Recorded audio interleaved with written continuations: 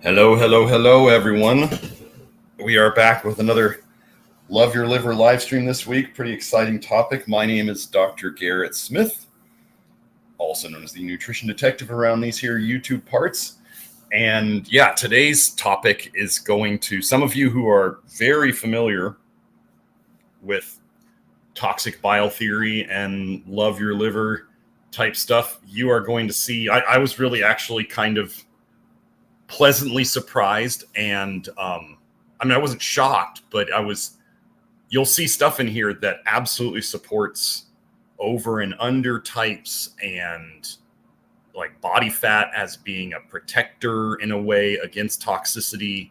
And there's all sorts of patterns that I've talked about that are showing up in the research. So Joe has the link to the research links that I'm going to go over today.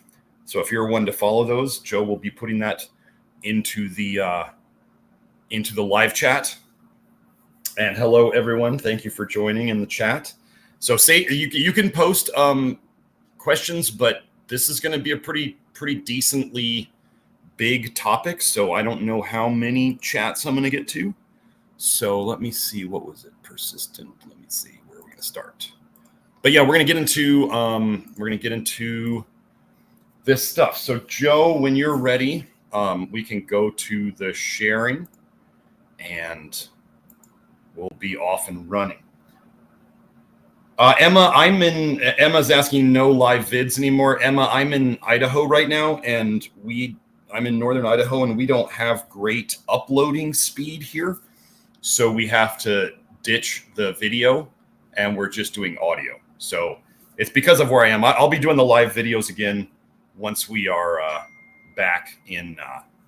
once I'm back in Arizona and I've got my normal setup.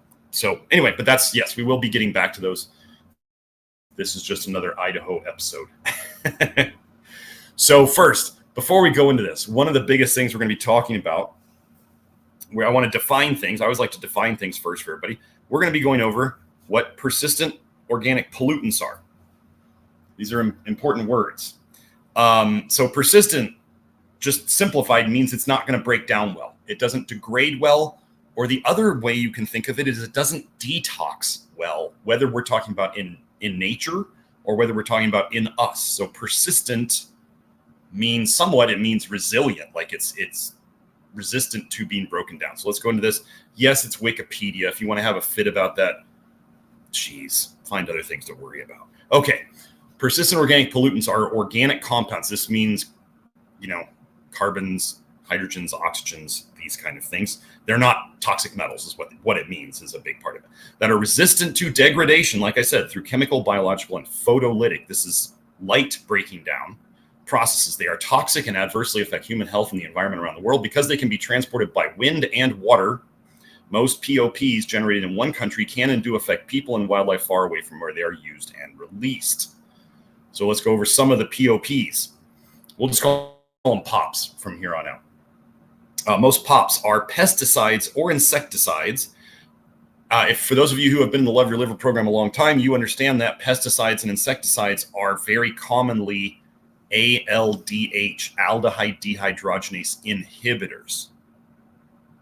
That is the most important detox enzyme in your body. So what we'll get into is we do store, and we can store, and we will store these POPs in our body fat. So we are storing stuff that inhibits our detox system. I've talked about this a lot. As you get more toxic, your detox system gets slower. POPs, being insecticides and pesticides, and they slow down ALDH, is evidence that as you accumulate more toxicity, your detox system slows down because you have more of these in your system. Okay, so although some POPs arise naturally, examples from volcanoes, most are man-made. The dirty dozen POPs identified by the Stockholm Convention includes aldrin, chlordane, dieldrin, endrin, heptachlor, HCB, Mirex, toxaphene, PCBs, this is polychlorinated biphenyls, DDT, the old insecticide or the malaria preventative, they say dioxins, polychlorinated dibenzofurans. However, there have since been many new POPs added. e.g. PFOS, and this likely means PFAS, the forever chemicals. That's why they call them forever chemicals. They are persistent. Okay. Oh, let's just hit this last little part here. POPs are typically halogenated organic compounds, see list below, and as such exhibit high lipid solubility. For this reason, they bioaccumulate in fatty tissues. High lipid solubility. Gosh, would that relate to like fat soluble vitamins and fat soluble toxins? And what do these things do? They bioaccumulate, which means they accumulate in living tissue, especially in fatty tissues. Now, we're going to go over, there's going to be research showing that your body puts these things into fat to protect you. And this actually is going to be shown in over and undertypes. And this is why we talk about over and undertypes. And undertypes actually have, the underweight type people have more issues because they don't make storage to take these out of the blood. And that's actually going to be in the research we go over. So that is POPs. Okay, so here, let's go into this. So what is the toxicological function of adipose tissue? And they focus on POPs, okay? Pay attention to this.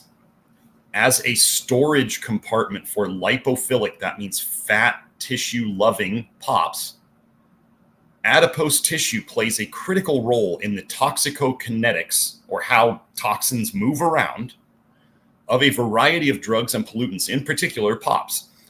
By sequestering or storing POPs, adipose tissue can protect other organs and tissues from POPs overload.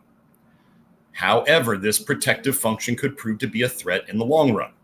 The accumulation of lipophilic, fat-storable, fat-soluble POPs will increase total body burden. So let me just take a second here. Total body burden would be the total number of POPs you have in your system. Okay, so that's like, it'd be like, I don't know, your net worth is like all of the stuff you have that's worth money. So your net worth could be all over the place, but it's all of it together, right? So that's what body burden means. It's okay. People will say, well, how do I measure your body burden? Well, I asked this question to my environmental medicine, which basically means like a toxicity specialist doctor in my school. When I was in school, I said, how can we measure total body burden? And he said, well, you'd have to take a biopsy of every single different tissue of the human body, and nobody's going to do that. I was like, oh, yeah, that's not really going to happen. Like, we can't even get liver biopsies because they're too risky. They're not worth it to even get a chunk of your liver to assess something when we can just detox it. So let's see. Thus, these accumulated POPs, so the stored POPs, are slowly released into the bloodstream, and more so during weight loss. Gosh, does this sound like any other process, like cholestasis and toxic bile leaking into the bloodstream? Thus, adipose tissue constitute, and do they leak into the bloodstream well, actually, they are out in fat tissue, yes, so they are going directly into the bloodstream. Yes, they're not coming out of liver. But think of the liver and the body fat. You got two things that are going into the bloodstream. You got toxic bile leaking into it. And then we would have, if you're breaking down a lot of body fat, then you're leaking the toxins that are stored in it into the bloodstream. Now think about this. Most people who are overweight, do we assume that they're like totally toxin free? Well, no, obviously not. That's part of the reason people gain weight, is to store these toxins. So they are toxic. So does that mean their liver is doing well? No. So you start dumping tons of body fat and the toxins within it into the bloodstream, and it's going to an already overloaded liver. The liver was not keeping up before, and now you just dump, and you're going to see the amount of these things in the bloodstream go up, and it's shocking. Okay, so thus, adipose tissue constitutes a continual source of internal exposure to POPs, in addition to its buffering function, as in it makes it less damaging. Not damaging, but less damaging. Adipose tissue is also a target of POPs and may mediate part of their metabolic effects. This is particularly relevant because many POPs induce obesogenic, as in the creation of obesity, effects that may lead to quantitative and qualitative alterations of adipose tissue. So this is the amount of fat tissue, and this is the quality of the fat tissue. Some POPs may also induce a pro-inflammatory state in adipose tissue, which may lead to detrimental metabolic effects. Okay, so this is just the basic of what they can do, right? So the fat stores it. You have to realize that the body fat is protecting you, but at the same time, it's storing like the thing I talked about with the toxic bile is it's storing like nuclear waste. Like you want to put nuclear waste in a place where it's not going to hurt anybody. I mean, I'm not getting into the whole are nukes real and all that stuff. This is just an analogy. So I'm not getting into all of the debate about all that stuff. I question everything, but this is just something that people understand. So nuclear waste, we assume it's really toxic. We want it away from people, but wherever you put it, it's still going to cause problems. It's just you're trying to put it where it causes less problems, right? We're trying to minimize damage. This is what your body does all the time, is it tries to pick and choose how to minimize damage to you. And the body does the best it can. Like people talk about in counseling or therapy, they say you or the people you know, the people you love, they do the best they can with their responses to things with the tools that they have. If they have bad tools, their responses are pretty rough and pretty bad and sometimes not helpful at all. But that's the best tools they have. So your body uses the best tools that it has to store these things. If it's overwhelmed, it's going to get overwhelmed. So let's keep going. Okay. Oh, I need to refresh. There we go. Okay. Body weight loss. So notice they said weight loss, but body weight loss increases plasma, so blood concentration, and adipose tissue concentrations of potentially, oh, sorry, I didn't share this one. There we go. Sorry, Joe. I want you to pay attention to what they say here. Body weight loss increases plasma and adipose tissue concentrations of potentially toxic pollutants in obese individuals. You must understand the implications, the massive implications of this. They lost weight. They burned some body fat. They dumped the toxins from the body fat into the blood, which increased the blood concentrations. This makes sense, right? But remember, we're talking about, and I want you guys to understand, I'm not saying anything bad if you're overweight. I'm not saying anything bad here. I'm saying here's what's happening. There's no shaming or blaming going on. This is the toxic world we live in. So we are trying to fix this.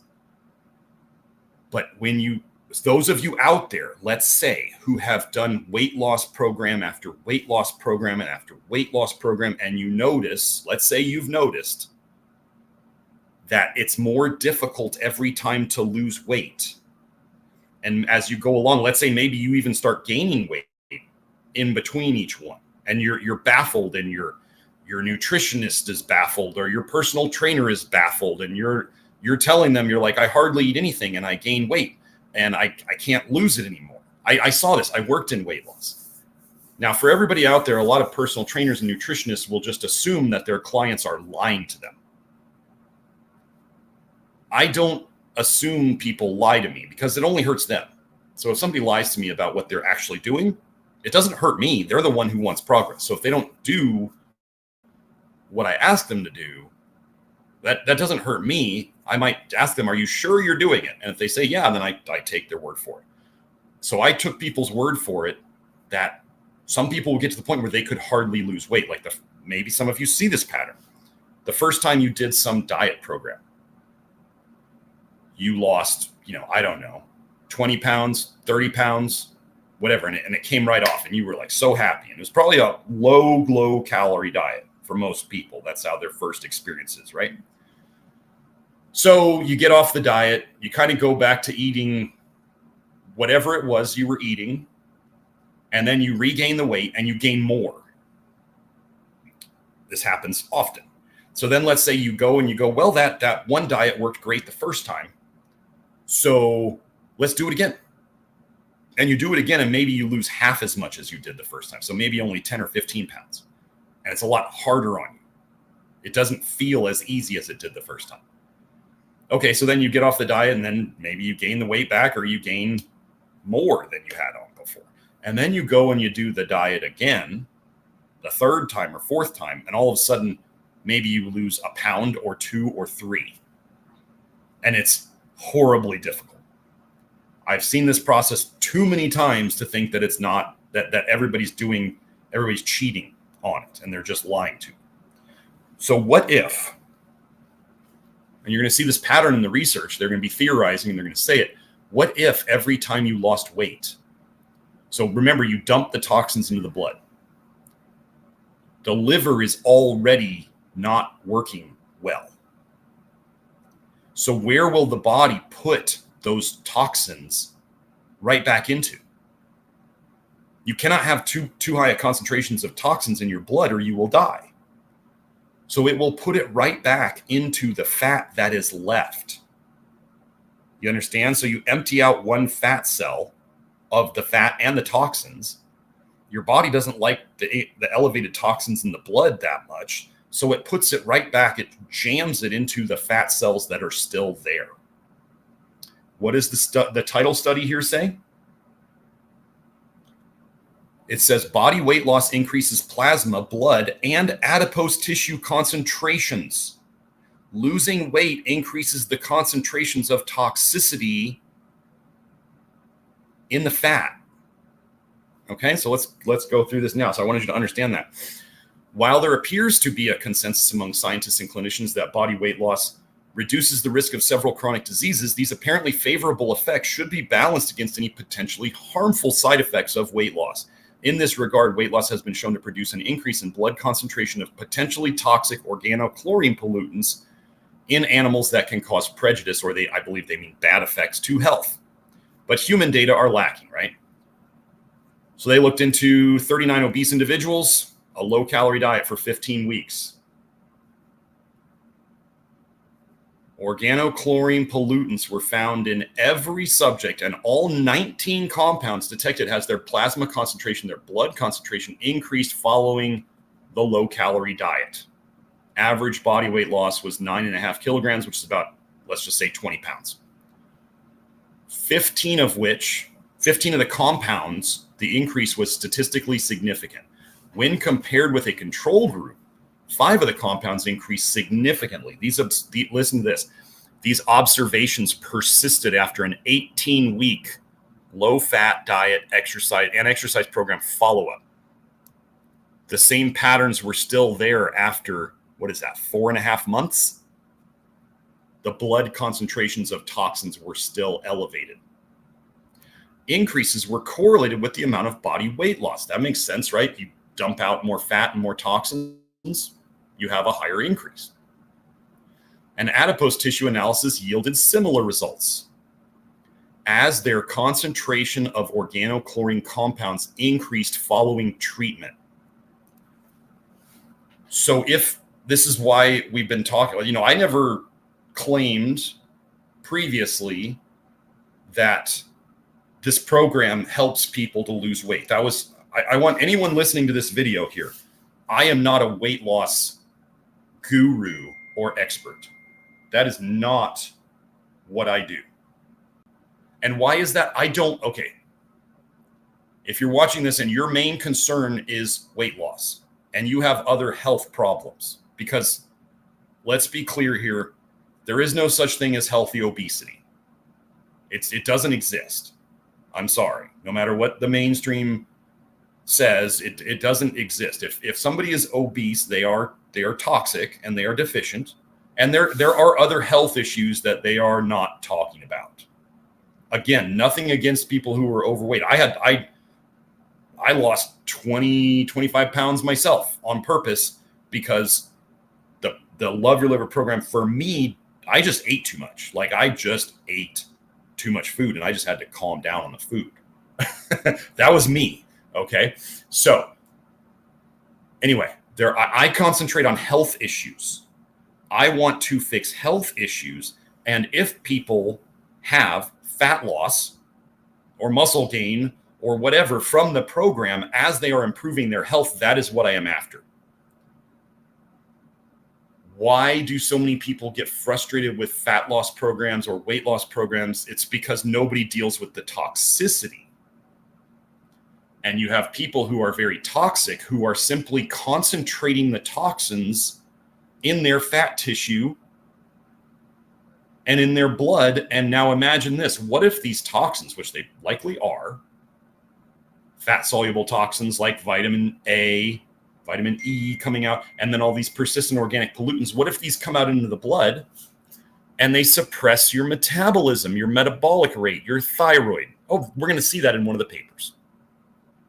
So what if when you get to a point where you seemingly can't lose weight anymore, it's because every time you're already so toxic in the blood with these things that aren't commonly measured, that it's already suppressing your thyroid. And if you try to lose more fat, you dump more toxins into the blood and it quickly suppresses your metabolism and you're not going to drop any body fat.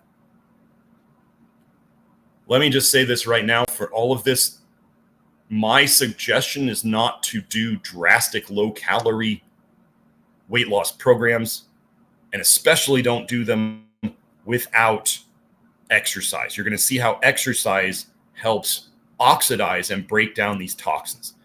This is why I believe that what we're looking at here, when people do not exercise, and I just mean movement, it doesn't have to be like crazy high intensity exercise. Many people do great with the whole like 10,000 steps a day of walking. So I mean moving your body. I don't care what it is. You can dance, you can lift weights, you can whatever. But the moderate, medium to slow weight loss with exercise is the way to go. And then if you're doing the things that we talk about in the Love Your Liver program, then you're going to be speeding up your liver, increasing your body's ability to detox these things so that you're getting rid of them and not reconcentrating them in your fat. We've had lots of people report really good weight loss, and they've said that certain fat pockets disappear that didn't ever disappear on fat loss programs before, or when they tried to lean out before. We are not trying to lean out people. We are making people healthier, and their fat loss is reflected by their reduction of toxicity concentrations in the tissues over time. Okay? Just trying to drop fat by restricting your calories results in this: body weight loss, increases plasma and subcutaneous adipose tissue. This is your body fat. Concentrations of organochlorine pesticides and PCBs in obese subjects. In effect, they made themselves more toxic. These results raise concern about an undesired and potentially harmful side effect of weight loss in some obese patients who seem to be at a greater risk of health problems than leaner subjects, since they show higher organochlorine body burden. So because they have more body fat, overall they have more body burden. They can store more fat soluble toxins, and they do, and that's part of why the body makes the body fat. Okay, so let's get into this next one.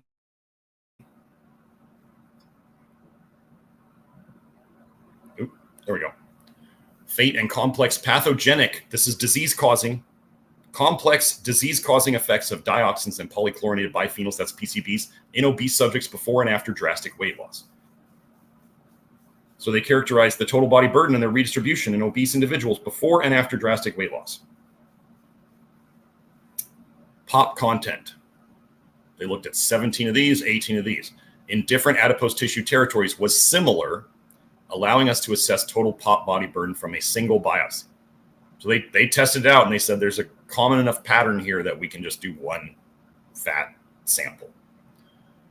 Total POP body burden was 2 to 3 times higher in obese than in lean individuals. We also found increased expression of some POP target genes in obese adipose tissue. Drastic weight loss led to increased serum POPs, and within 6 to 12 months to a significant 15% decrease in total PCB body burden. Importantly, serum POP levels were positively correlated with liver toxicity markers and lipid parameters, independently of age and body mass index. I want you to pay attention here. So they say, like, let's say a 15% decrease in PCB body burden. But what if they lost 25% of their weight? Do you understand? They lost like 25% of their body weight, but they only had a 15% reduction in their body burden. What happened to that other 10%? It went back into their fat cells. So now they have less fat with more toxins in it. Pay attention here. Serum pop levels. So they said, right? They said that losing weight led to increased serum pops. Serum pops were positively correlated with liver toxicity markers. So like their liver enzymes. As they lost weight, these went up. And these went up. And their lipid parameters, cholesterol, triglycerides, that other stuff went up independently of age and body mass index. So it didn't matter how old they were or how heavy they were. As they lost more weight, serum pop levels went up, and so did liver toxicity markers and lipid parameters. So they're stressing their liver at the same time. So I'm not saying not to try to, over time, lose body fat or reduce your body fat. I like to say reduce because, right, if you lose something, that's generally implying that you want to find it again. So I do like that psychology bit of it. I do say lose because that's what I'm trained into saying. But reducing body fat is what most people want to do as opposed to losing weight. We don't want to find that weight again, right? So let's see. Conclusions. POP content in adipose tissue and serum correlate with biological markers of obesity-related dysfunctions. Drastic weight loss leads to a redistribution of POPs. So it just moved around. It just shuffled. Shuffling around the chairs on the Titanic. It reshuffled them and to a moderate decrease of their total body burden. So they're saying drastic weight loss, moderate decrease. Just like in that previous study where it reconcentrated them in other places. Again, I'm not pushing weight loss here. I'm showing why these other approaches where they don't work on toxicity, or for those of you who have done fat loss programs, fat reduction programs, and now you know what toxic foods are, and you were eating tons of toxic foods.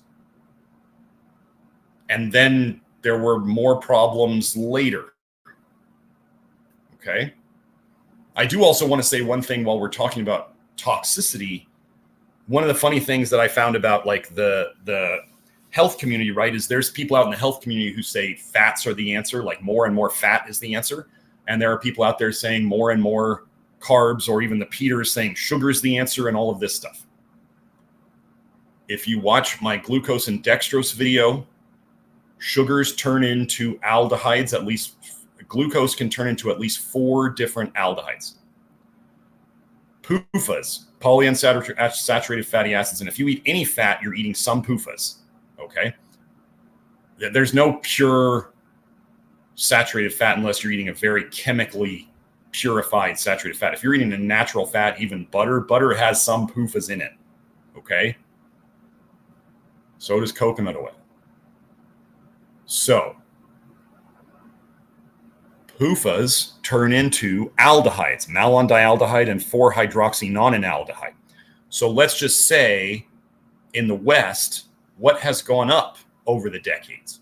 Our fat intakes and our carb intakes.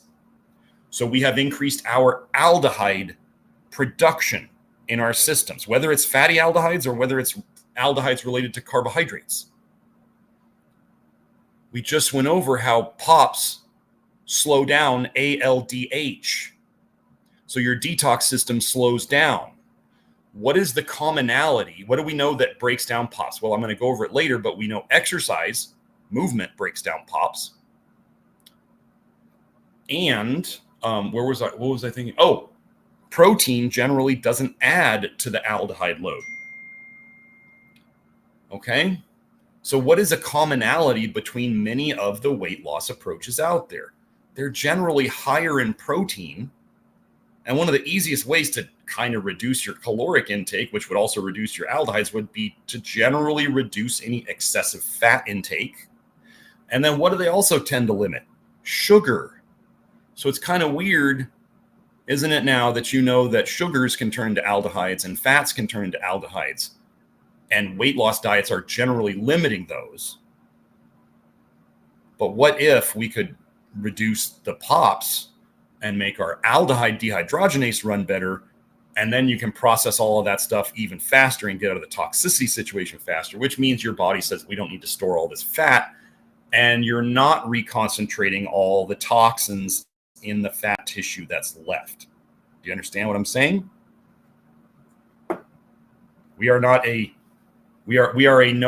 minimal, reduce, minimize, eliminate added sugars, generally added sugars, not. Somebody was asking me about fruit the other day. We don't limit fruit necessarily, but I also don't think people should be shoving down fruit that they don't feel like eating. Right? So if you have a banana and you're like, oh, a second banana sounds gross, but I'm going to force it down. Don't do that. That's not what we're trying to do here. Your body's saying it doesn't want it. And don't pour a bunch of fat on things. Fats and oils, generally, we reduce or minimize fats or oils. Added ones. I said added fats. I mean added fats. Added. Key word there. This is not a low-fat program. Nobody's limiting beef or bison or anything that has fat on it. We do suggest generally reducing or minimizing fats or oils, except for the undertypes, which we'll get into a little bit more. So, okay. So let's look here. Human exposure to endocrine disruptors, consequences of gastroplasty. This is like stomach stapling, that kind of thing. Bariatric surgery. On plasma concentration of toxic pollutants. They're saying body weight loss could, after a low calorie or bariatric surgery, gastroplasty, could be followed by an increase in blood concentration of toxic pollutants. Okay, yes, we've already seen this. Yes, it increases plasma concentration. Okay, so then they're saying here, future longitudinal or long-term research will have to determine if the advantages of the body weight loss are reduced by this potentially harmful effect. Let's keep going.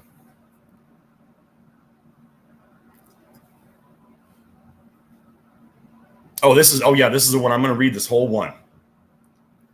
Energy balance and pollution by organochlorines and polychlorinated biphenyl. So these are just POPs again. Organochlorines are fat-soluble chemical compounds resistant to degradation, so detox as well. So they are stored in the adipose tissue of practically every organism on the planet, including humans. Accumulation of these compounds in the body seems to be related to fat mass. Obese individuals having a higher plasma organochlorine concentration than lean subjects. During body weight loss, lipid mobilization, burning fat, and a decrease in fat mass results in increased concentrations of organochlorines in plasma, the blood, and adipose tissue. Again, you're getting more toxic in your fat. Organochlorines may have adverse health effects. They do. For example, they may have adverse health effects. For example, they have been associated with altered immune and thyroid functions, and with some types of cancer being toxin storage. Cancer is specialized tissue your body makes to store toxins and also to help process toxins. Cancer tends to be high in ALDH. Why would the body make a specialized tissue with high ALDH unless it had to deal with a lot of aldehydes? As these compounds may reach their target organs whilst in the circulation, their increase in plasma during weight loss may be physiological changes occurring during weight loss. Relationships have indeed been reported among weight loss-induced increase in plasma organochlorine concentration and decreased triiodothyronine T3, the most active thyroid hormone concentration, resting metabolic rate, and skeletal muscle markers for fat oxidation. What if, I really want you guys to pay attention to this part, what if the plateau in weight loss, again, when people slow down their weight loss from mainly doing just a low-calorie diet is because the toxins build up in their blood and suppress their thyroid function, lowers their resting metabolic rate, which is just how much you burn sitting around, which is what, if people aren't exercising, they're sitting around. So their metabolic rate when they're sitting there goes down, and their muscle is not burning as much fat. What if that is the plateau in weight loss? Because almost nobody out there is paying attention to toxicity, or their diets are increasing toxicity that they don't realize it. What if this is why all these fad diets, these, like, you hear, what was it, the snake diet, where the guys are drinking like sugar water and they say it works amazing at the start, and then all of a sudden you don't hear about it anymore. Like, nobody does it for a long period of time. And with these keto diets that seem to work at the start, but then they don't work anymore. They stop working. What if all this is just you hit some homeostatic point of toxins in and toxins out, and then you start accumulating toxins more?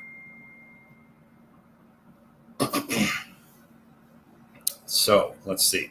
Although further studies are needed to assess the causality of these relationships, they raise concern about some potential undesirable effects of weight loss. Indeed, the effects of organochlorines on energy balance could complicate body weight loss and even favor weight regain because you've become more concentrated in toxins. So think of it, your body fat becomes more concentrated in toxins. Your body knows that higher concentration is bad for you. It's like I don't know, you put too much nuclear waste in the dump site and it's starting to overflow. It's going to cause more problems. So the body says, well, this storage site is full. Let's make a new storage site. So you can spread out the toxicity, the waste. So the body makes more body fat cells so it can put stuff in new areas. What if this is the whole, like, what do they call it? Not hypertrophic, but hyperplasia of fat cells, where the body makes more fat cells to store more fat-soluble toxins, to dilute the concentration of the fat-soluble toxins so they cause less damage even to the fat cells itself. Just like I talk about how bile is toxic to the liver cells that make it. Well, fat-storable toxins, fat-soluble toxins, are toxic to the fat cells, but the fat cells are the best option we have to store these toxic things. Okay. These notions lend support for weight loss strategies favoring a moderate weight loss, or let's even say slow to moderate weight loss rate, which would reduce risk for cardiovascular diseases, heart disease, diabetes, and hypertension without resulting in a substantial release of organochlorines. Imagine that, being smart about this whole toxicity thing. Okay, again, more of the same. Oh, I want to get this whole paper. I didn't get this whole paper. I don't think this is it. I'm pretty sure they're gonna just show the abstract here. Let's just go see. Yeah, this is just the abstract. Yeah, okay. Let me go back to the one I highlighted. Oh no, hold on. Let me share my screen again. Sorry. My bad. I closed the sharing window. And we are looking at... Joe, this isn't the right one yet. Where are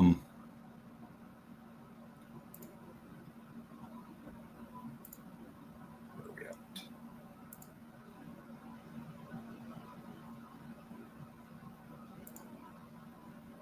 Yeah, there we are. Okay. So one thing they wanted to look at here, the aim of the study was, one, to observe if there's a relationship between the blood concentration of organochlorines and BMI at a steady state weight. So they're not losing weight. Is there a correlation? And two, to determine after a bariatric, so gastric surgery, right, stomach surgery, if the magnitude of the weight loss had a direct effect on this concentration. So they looked at all the pesticide compounds. At a steady state weight, organochlorine and pesticide compounds were found in all groups. So everybody's got this problem. and the sum of all organochlorine compounds correlated with age and not BMI. Okay, so let's relate this to the things I say about detox and toxicity. What is one of the conditions that I say is more challenging to recover from? Increased age. The older you are, the more toxins you have been exposed to. The more toxins you have been exposed to, the more you have stored. The longer you have been storing more toxins, the longer it's going to take them to come out of you. Age, increased age, is one of the factors that means it's going to take you longer to get better. This is just the way it is. So, and what we call aging, most of the effects of it may simply be toxin accumulation over the years. So they're saying the sum of all the organochlorines correlated with age and not BMI. So what if you have think about this. Well, this was blood. Oh, this is blood. So this is not adipose tissue. So they're saying the sum of all the organochlorine compounds in the blood correlated with age and not BMI. So even though the heavier people may have had more body burden, the blood levels were looking the same at steady state. Okay, weight loss averaged 12.1% of the initial body weight after dieting and 20.9% at 3 months after surgery, respectively. Okay, so they were still losing weight after the surgery, so they were still doing something. This weight loss yielded significant increases in total plasma blood organochlorine concentration, increase of 23.8% for obese and 51.8% for morbidly obese individuals. So if they had 100 units in their blood, they went up to 152 after that. For morbidly obese individuals, the weight loss at 1 year after surgery, 46.3%, so they lost half of their body weight, yielded a 388.2% increase in total plasma organochlorine concentration. Now, that's crazy, right? 388.2%. Well, they're body fat. You ever notice how a lot of gastric surgery people or bariatric surgery people, like if they don't absolutely stay on top of their diet 100% like all the time, they start gaining the weight back, like the Biggest Loser folks, right? Massive weight loss when they're in a controlled environment. They get out of that environment and it all comes back. The controlled environment does a lot, but it was probably going to come back anyway. And nobody wants to have to live on be a normal sized person and exercise and live on 1,000 to 1,500 calories a day. That's suffering. It really is. You hardly get to eat anything. But why is that? Because if you eat more, it's whatever's triggering the toxicity problem is going to start coming back because they are more toxic. This is 1 year after the surgery, 388.2% increase in these toxins in the blood. And that's only one group of them. Plasma organochlorine concentration increases with weight loss and is related to the magnitude of weight loss. So the more weight loss somebody has, the higher the toxin increase in the blood.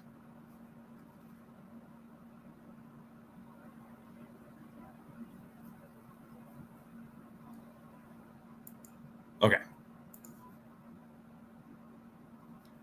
So actually, this is the same authors. Plasma concentration of organochlorine compounds is associated with age and not obesity. But again, this is blood. This is like when I tell you that, if they look at total body burden of heavier people, right, they have more total toxins in their fat, but the blood may be similar. What is this kind of similar to? Oh, I don't know. Blood vitamin A not really telling us how much vitamin A is in the liver. Does that make sense? The blood doesn't tell us what's stored. But when it goes high enough with age, you can't hide it anymore. The obesity hides it. Age doesn't allow for that so much. So let's see. Yeah, this is just the same thing. Organochlorine concentrations were correlated with age. At steady state body weight, toxic pollutant concentrations are not associated to obesity. but strongly correlate with age. Well, the body is taking them out of the blood and putting them into fat, but strongly correlate with age. Well, we're going to go into this in the obesity paradox paper in a second, or in a couple more papers. So again, adiposity, body composition, and weight change in relation to organochlorine pollutant plasma concentrations. Isn't it crazy? I mean, let me just stop here for a second. Isn't it crazy that nobody's talked about this? Like, why is nobody talking about this? Why do I have so many papers and nobody's talking about this? Like, they'll just be like, oh, they're bad. But nobody's talking about, like, you dump these toxins into your blood during weight loss and they restore in your fat. And these things affect your thyroid hormones and your resting metabolic rate. And this is why I don't push weight loss first. We push health first, and we get the toxicity out. And then if the weight loss is going to happen with whatever the person's eating, or the fat reduction, if it's going to happen, it happens. They can adjust things later. And then they're healthier, and then the fat reduction can happen in a positive and healthy way, rather than making them more concentrated in toxins.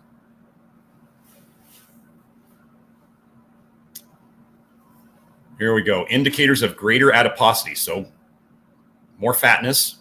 We're associated with lower plasma concentrations of most PCBs with 6 or more chlorine atoms. So again, you know how we talk about the bile acid recipe? So heavier people had lower of these 6. This pattern was observed for current weight, body mass index, fat mass percent, subcutaneous abdominal fat, intra-abdominal fat, waist circumference, hip circumference, waist to hip ratio, and maximum adult weight. Conversely, these PCB 105, PCB 118, and PPDDE were generally increased or showed no association with these variables. So there's certain things, just like bile acid patterns, certain bile acids will be higher with certain diseases and they'll be lower with other diseases, or lower with the same disease. There's patterns. It's just like if you wanted to make flour and sugar and water and eggs into something that you could eat, there's how many combinations of that could you do to make different things? A lot. And they each end up with a different product. So the recipe determines the outcome. Weight gain since age 35. Weight gain since age 35 was associated with lower concentrations of almost every organochlorine we studied. They could store it better. And past weight loss episodes of at least 20 pounds were associated with higher concentrations. They dumped more and they stored more. Increased organochlorine concentrations with past weight loss episodes may have public health significance. Well, I'm going to take a drink.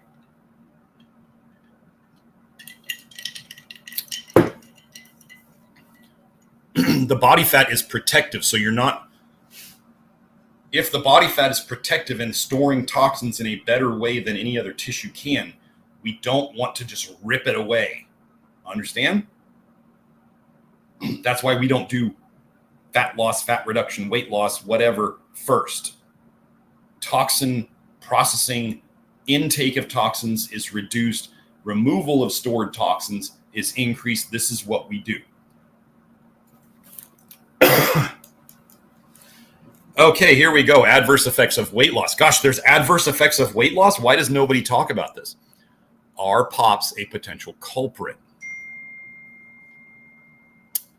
Due to their lipophilic nature, POPs are known to accumulate in the adipose tissue, and their concentrations are found to be higher in obese individuals than lean subjects. Concentrations in the adipose tissue, right? There is evidence to suggest that weight loss induces a significant increase in POPs in the bloodstream. Furthermore, the increase in plasma POPs levels after weight loss. What? No, I'm not sharing. Okay, I hear you.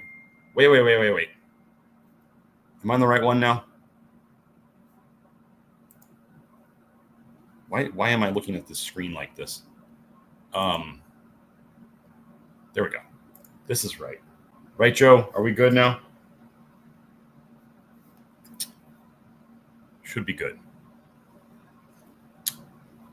In turn, so this is repeating what I was saying earlier. In turn, the accumulation of POPs released in response to an intensive weight loss may impair energy metabolism and stimulate a subsequent weight regain.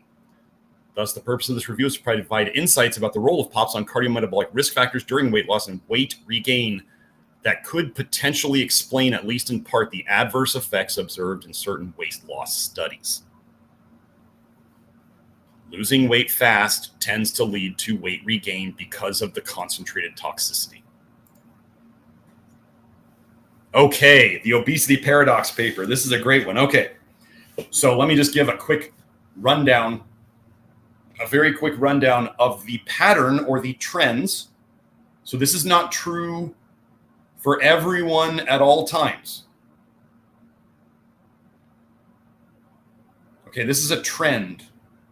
This is a trend. If you can't understand trends, please don't ask questions in the chat, because explaining a trend to somebody is quite challenging if they think only in black and white. So if you're a black and white thinker, you think good, bad, evil, positive, like whatever, you don't understand trends. So there's a trend that underweight people, what I call undertypes, there's a trend towards lower blood values, like lots of things getting stuck in the liver because they're not good at making body fat.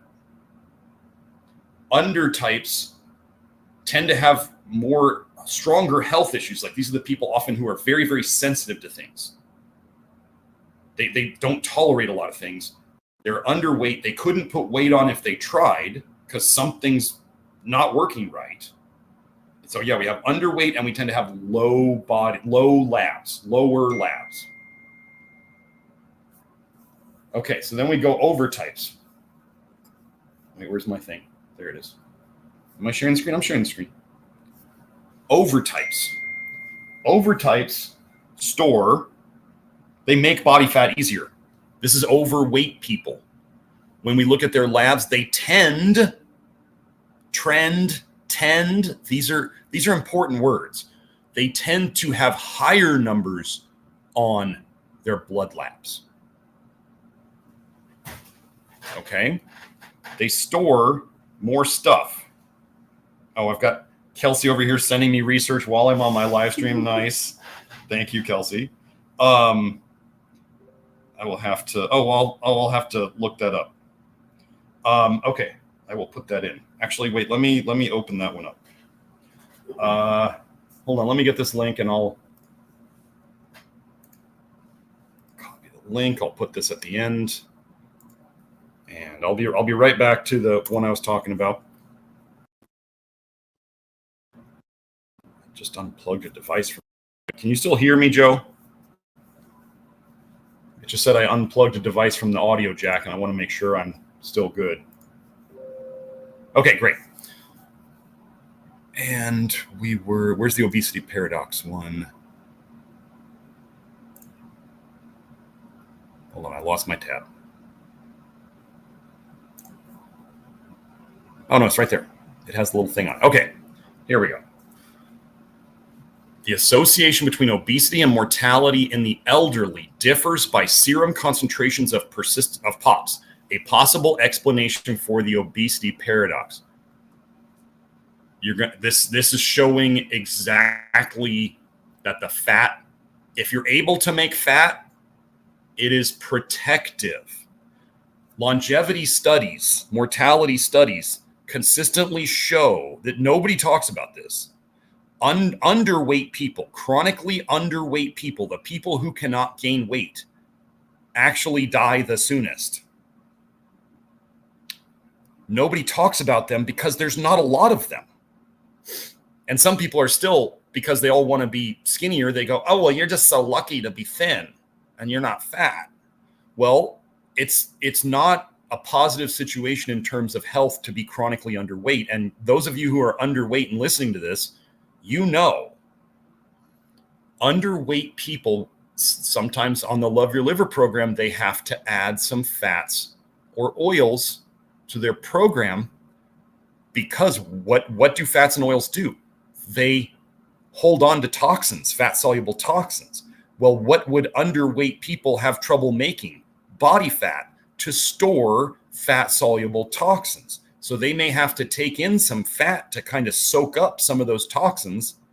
And it doesn't help them gain weight necessarily. It helps them not lose weight, but it's in a way, it's kind of becoming a fat storage of toxins. And then if they poop them out, then those things are gone too. So we don't use fat to grab on to toxins. This is not something I'm advising here. I'm just saying undertypes sometimes have to add some fats and oil so they don't lose too much weight. But I want it to be the minimum that they need to maintain their weight. Undertypes, as we get their liver better, some of you may be here who have done this. Undertypes who fix their liver enough start to gain good weight without trying. It is the liver that is behind chronic underweight. It is the liver that is behind chronic overweight. They are just different presentations of a problem in a person. Different people present differently. Chronically underweight, bad news here, my undertypes already know this. Chronic underweight is a sign of a liver under more stress and in a worse position. That doesn't mean it can't be fixed. It just means it's a worse position. So now we have the obesity paradox. Joe, I got them. Here's the obesity paradox paper. Numerous studies have documented an obesity paradox in which the overweight and obese elderly have a better prognosis or prediction for health than those with ideal body weight. There is something that we talk about. I think Will kind of used the term first that I saw. I saw Will use it, Will Neville on Twitter, saying aesthetics does not equal health. As in how good your body looks does not necessarily indicate how healthy you are on the inside. This is very, very important. Now here's the thing. As people this is a lot like colds and flus, right? Like there's two types of people who don't really get sick. One group of those people is very, very, very sick. And they're not getting colds and flus because their body can't even start the detox process. It's too sick. It's too overwhelmed with toxins. If they started to go into a detox dump cycle, they're the ones at risk of getting in real health trouble or even possibly dying from a flu. And then their body doesn't even do it. These are typically people with like multiple autoimmune conditions, or they have cancer, or they've had cancer. And then there's the people on the other end of the spectrum who are like, this is not, most people, when they think that this is them, it's not them. This is the people who are so clean and so detoxed and so healthy overall. Like they are really, truly healthy people that their detox cycles are almost unnoticeable to them. And then there's most people in the middle who get colds and flus. Okay, so people who, let's say, if somebody does, let's say, the Love Your Liver program and they're doing all this stuff for their health and they get to the point where aesthetically they look good, they gained the aesthetics through gaining health. Isn't that what we're talking about? But there are, as you're going to see here, they're saying here, the overweight and obese elderly have a better prognosis than those who are at the ideal body weight. Well, if you're talking about elderly people at an ideal body weight would probably have better quote unquote aesthetics, right? But why are the overweight and obese faring better? Why are they living longer? This is Western world. This is not, you got to pay attention to what this is. This is the Western world. This is Toxicity City. Good prognosis among the overweight or obese elderly may reflect the relative safety of storing the harmful lipophilic fat-loving, fat-storable chemicals known as POPs in adipose tissue rather than in other critical organs. Here we go. There were statistically significant interactions between fat mass and POPs in predicting total mortality. Pay attention. In those with low POP concentration, so they're not as toxic. Let me just look. Was this blood or in the fat tissue? serum concentrations. There it is. Serum concentrations. This is in the blood. So they had lower in the blood of POPs. There was no obesity paradox. So less toxic folks still have toxins, but less toxic. There was no obesity paradox. Mortality increased with fat mass. So the heavier people got, they died sooner. Okay? Hazard ratio is about 2 to 3 in the highest versus lowest quintile of fat mass. So the top 20% versus the lowest 20% quintile, right? 20%. The people in the highest one were about 2 to 3, had 2 to 3 times more hazard ratio. Okay, however, consistent with an obesity paradox, these patterns completely disappeared in those with high POP concentrations.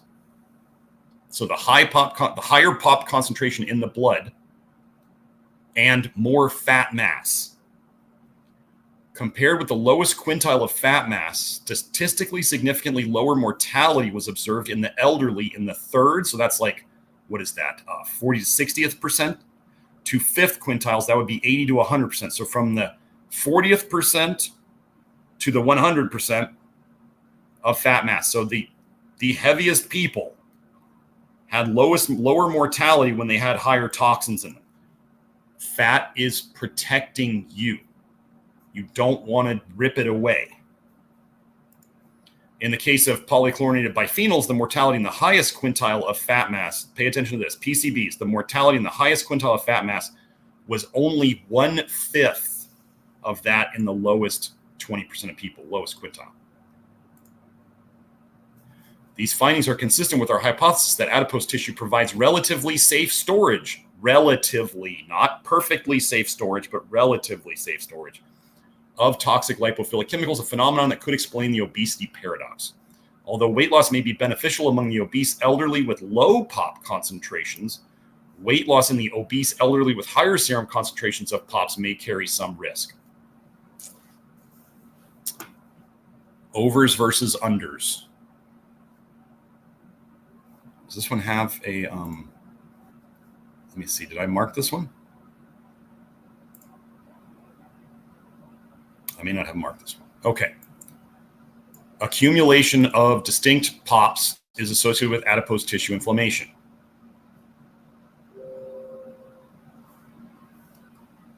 Joe, you see it now?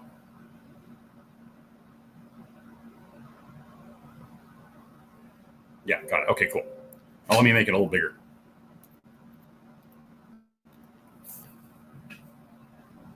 Okay. Just think about this, like different POPs. We'll just come down here. Adipose tissue bioaccumulation of distinct POPs. Okay, so the recipe, significant, the change of a recipe significantly correlates with adipose tissue macrophage infiltration, adipocyte size, how big the fat cell is, and parameters of glucose metabolism. Different recipes of toxins create different disease presentations.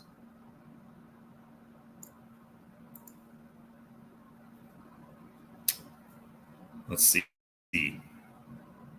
In men with obesity, abundance of POPs correlate with the duration of obesity. So the longer they've been overweight, the more POPs are around. Additional significant associations between adipose tissue POPs and parameters of glycemia, that's blood sugar control, insulin sensitivity, hopefully you know what that is, and inflammation suggest that specific recipe environmental chemicals may contribute to adipose tissue dysfunction, adipocyte hypertrophy, that's bigger fat cells, impaired glucose metabolism, systemic inflammation, and variation in fat distribution, but not to obesity.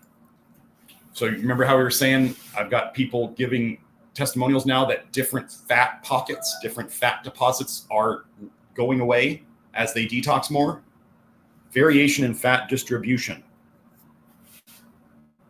It's crazy that they'll say it's not connected to obesity, but it's connected to adipocyte hypertrophy, bigger fat cells. Anyway, you're seeing the pattern.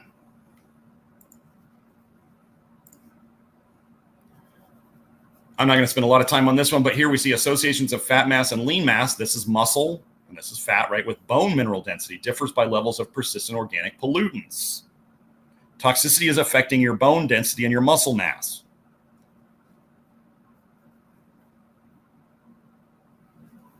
The associations of fat mass and lean mass with bone mineral density depended upon POPs concentrations, in particular with bone mineral density of the left arm, usually not weight-bearing in postmenopausal women. When POPs were low, fat mass showed inverse associations with BMD, while lean mass showed positive associations. This means bone mineral density, when they had less toxicity,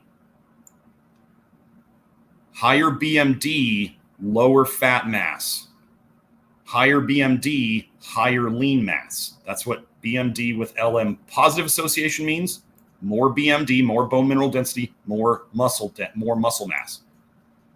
Inverse BMD with fat mass, that means more BMD, less fat mass, or less BMD, more fat mass. Okay? However, when POPs were high, so they were more toxic, fat mass showed positive associations with bone mineral density. So the more fat, the more bone mineral density, while the positive associations between lean mass and BMD weakened. So there was less muscle and bone mass together, bone mineral density together. So they change things. Toxins change things in their body. Gosh, do we need to be told that? Not too much. Okay, now, I'm not going to spend lots of time on these. I'm going to tell you physical exercise, moving your body. Folks, as you get better, if you are working on my stuff and as you are getting better, maybe you're so sick right now that exercise wrecks you. It absolutely wrecks you. Well, then don't do it yet. You're not ready yet. You should be working on less toxins in. You should be working on binding up toxins with binders like soluble fiber and charcoal that you tolerate. And you should be working on getting your nutrients straight.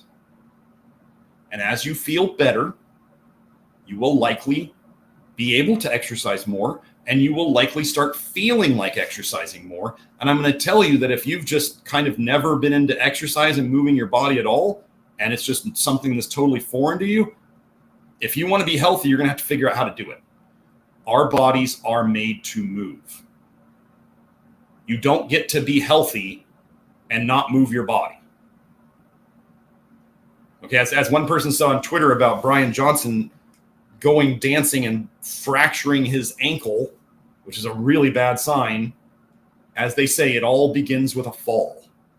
So when they talk about with the elderly, when they fall and they hurt something or they break something, that is when the downhill slide starts rapidly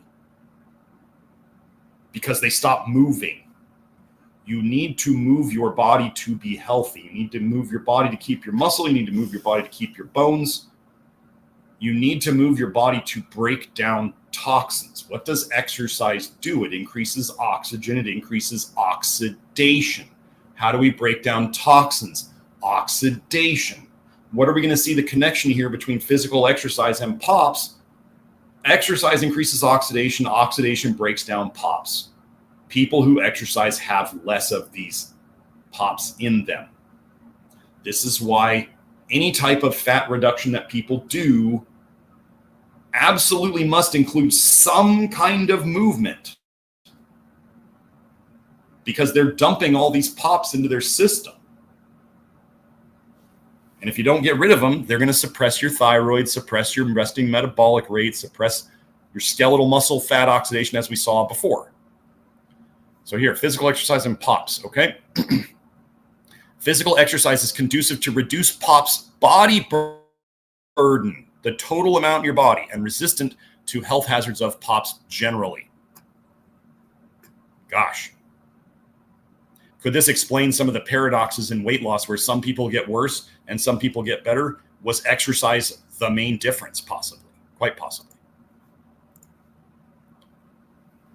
Okay, there it is. Chronic voluntary exercise may alter hepatobiliary, liver to bile duct. Liver to bile duct. We like this, right? We like stuff that's looking at that. The clearance, the liver to bile duct clearance of endogenous made within the body and exogenous taken in from outside the body chemicals in rats. So, okay, let me go over this real quick. Toxic bile theory, if you haven't seen episode 71 or episode 53, and you're new here, I mean, I did just have like 200 something new followers in the last day on Twitter. So if you're real new to this stuff, you need to watch Livestream 71 or Livestream 53, probably both. And here's a fair warning. Becoming a binge watcher of my live streams is a real risk. So you've been warned. But toxic bile theory, we're talking about bile going back into the blood as a major cause of health problems. But now we also have releasing toxins from the fat into the bloodstream can also cause issues. I talk about exercise. Okay, pay attention here. I just talked about how exercise is good and necessary over the long term. However, when you are really sick and really toxic, okay, so if you're really toxic, your bile is really toxic. If you're really sick, you're leaking a lot of that bile into your bloodstream. And that's part of why you feel terrible when you exercise. Because what does exercise do? This study actually shows it. Exercise increases your bile production and your bile dumping, which means however big your leak is, you're going to leak some of it into your bloodstream. Just like if you have a leak in your faucet and you turn the faucet on harder, you leak more water. Does that make sense? Like there is a leak. We want to make bile. We want to dump bile into our intestines so we can get rid of it. That's how you get rid of the toxicity. However, if you dump too much too fast, you will leak more into your bloodstream. So it's a balance of figuring out what things can I do that kind of make the bile and dump the bile, but not too much. And how do we look at this? By your symptoms. If you start doing a bunch of things we call agitators, heat, sunlight, sweating, exercise, soluble fiber, sometimes certain minerals for people can cause them to, niacin can do that, lactoferrin can do it, all these healthy things that we do, right? People talk about sun being healthy and exercise being healthy and soluble fiber being healthy. Yes, they all are. However, when you are sick and toxic, you can overdo them. Too much of a good thing is what we're talking about. And you can make yourself feel worse. So I know those of you who learn all this stuff, you may just want to jump right in and do all of it. And maybe you do, and then you're like, oh, I feel terrible. Well, I'm telling you, I just told you why you don't want to do all of it at once. You're not ready for it. You're not in good bile shape, if you will. So let's go over this. Female rats, 6 weeks of voluntary running on the liver to bile duct elimination of endogenous made from within the body bile acids and glutathione. And then they exogenally injected toxins into them, rose bengal, digoxin, and acetaminophen. Pay attention. In comparison to weight-matched sedentary rats, the exercised rats ran 4.3 miles a day, consumed 45% more food daily, had slightly greater liver to body weight ratios, and slightly elevated basal bile flow rates. So the ones who were exercising were dumping a little bit more bile all day long. Okay. Bile excretion of endogenous bile acids was increased significantly, and excretion of reduced and oxidized glutathione was increased in exercised rats by 190% and 173% of sedentary levels, respectively. 190% more. Exercise increases your bile production and your bile dumping. This is why in healthy people, exercise makes them healthier. This is why in really sick and really toxic bile people, they feel worse quickly if they do too much. Because not only is their bile more toxic, but they're leaking more of it. And so if you dump too much, you feel bad. The people who don't like the Love Your Liver program and don't like me generally didn't listen to these warnings and made themselves feel bad and were too dumb to figure it out. And so they blame me for their inability to figure it out. Hopefully you're listening here so you can avoid this, not become one of those bitter people who didn't follow the instructions.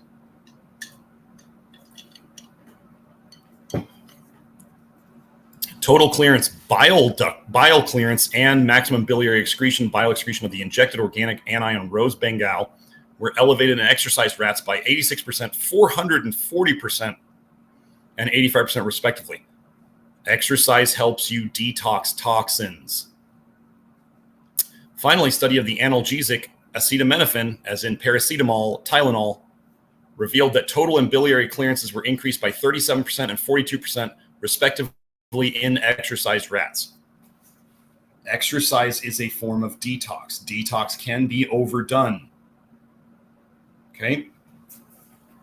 But yeah, we see here bile goes up when you exercise, just proving, another study proving that toxic bile theory is based on sound physiological principles that are backed in the research.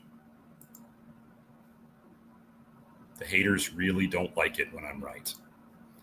Okay. Where is my highlight? Come on, highlight. There it is. Okay. Can habitual exercise help reduce serum concentrations of lipophilic chemical mixtures associated between physical activity and persistent and POPs? Okay. They're making a statement here, so this is already in the research. Habitual as in regular. Physical exercise, physical activity can increase the elimination of POPs from circulation. We evaluated whether chronic physical activity is related to low serum POP concentrations, right? That should make sense. If exercise can help increase you getting rid of it, exercising over a long time should result in lower POP concentrations. Results, serum concentrations of OCP, this is organochlorine pesticides, right? Organic pollutants, organochlorine pesticides, yes. Serum concentrations of organochlorine pesticides among physically active subjects were significantly lower than those among physically inactive subjects. Physical activity may assist in decreasing serum concentrations of lipophilic chemical mixtures such as OCP. So remember, drastic weight loss increased the serum concentration of these things, and it increased the fat concentration of these things. Exercise, physical activity, they didn't say exercise, physical activity reduced it. So whatever level of physical activity you can do it. If that's walking 1,000 steps in a day and that's all you can do, start there. Move your body. If you got physical disabilities where you can't do that, then you might be looking at like a sauna or something. I mean, generally, if you're still alive, there's something you can do for exercise. Like even if somebody doesn't have legs, they could do an arm cycle, right? There's always something you can do. Okay, this is something I've talked about before regarding exercise, the health effects of exercising in air pollution. Folks, if you're going to exercise, which I'm advising, do not do it on like a street full of cars in rush hour where they're all parked there and just pumping out exhaust, and you're running, let's say, and you've increased your air intake, your oxygen intake by like 20 times. So you're sucking in 20 times the volume of polluted air into your lungs and then wonder why you're slowly getting sicker, even though you're exercising and you're eating right. Where you choose to exercise is actually important. If you're in a gym, I remember a gym in Tucson. It's been around forever. And I would go into the steam room and the jacuzzi area, and the stench of mold was awful. You just smell the mold. Do you think that would be a good place? You know, so that is indoors. That was an indoor sauna and jacuzzi. What do you think the rest of the building had going through the air in it? Just a bunch of mold toxins. So that go in there and exercise more to suck down more mold toxins? No. Don't do that. So if you're going to increase your air intake, like through exercise, don't do it in a place you know is toxic. If you're smelling anything, first you need to know that your smell adapts to whatever. If the smell around you is constant, you will stop smelling the toxic smell in potentially 12 seconds. So if you're in a constant odor, and it's consistent, you will adapt to that in less than a minute. And so you will stop smelling it. You're still breathing in toxins, but your body has adapted to it and started to ignore the smell. So don't think that just because you're running down the road and you're like, oh, I don't smell the exhaust anymore. No, it's still there.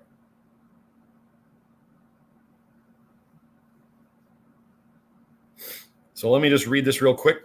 The health benefits of exercise are well known. Yes. Many of the most accessible forms of exercise, such as walking, cycling, and running, often occur outdoors. This means that exercising outdoors may increase exposure to urban air pollution.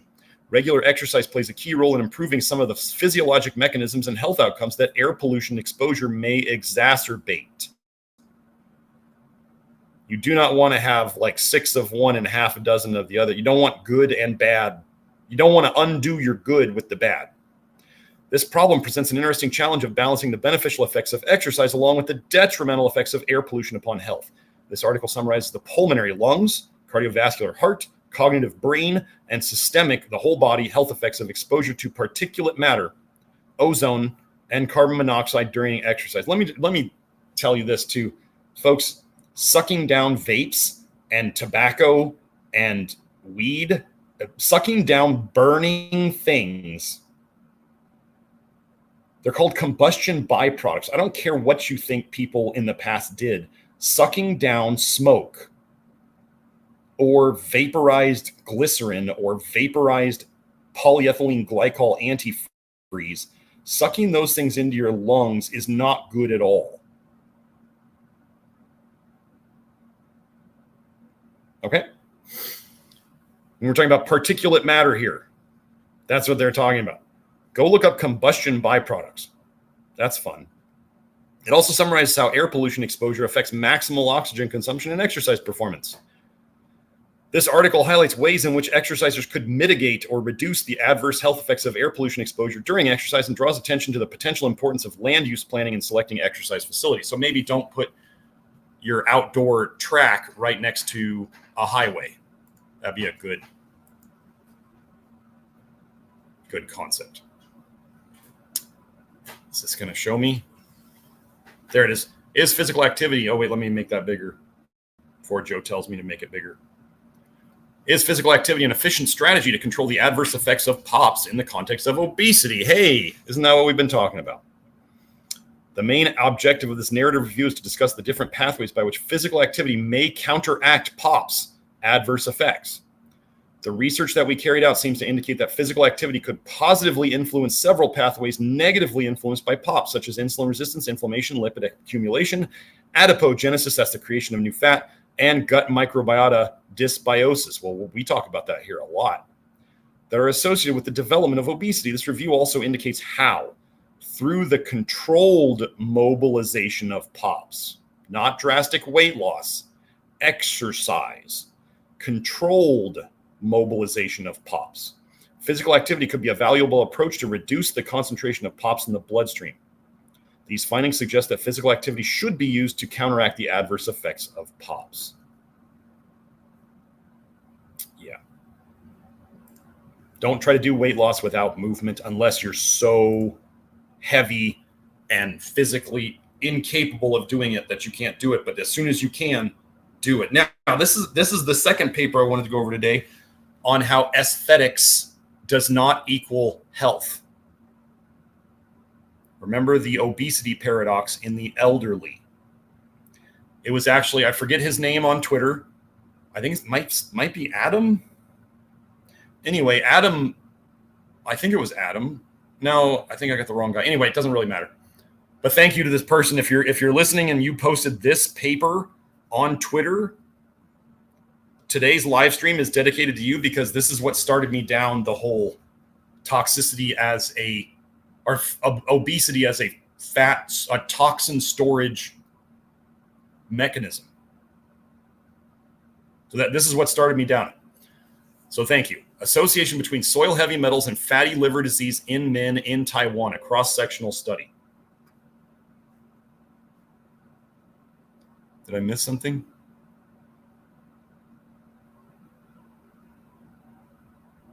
Sorry, I'm just looking to see.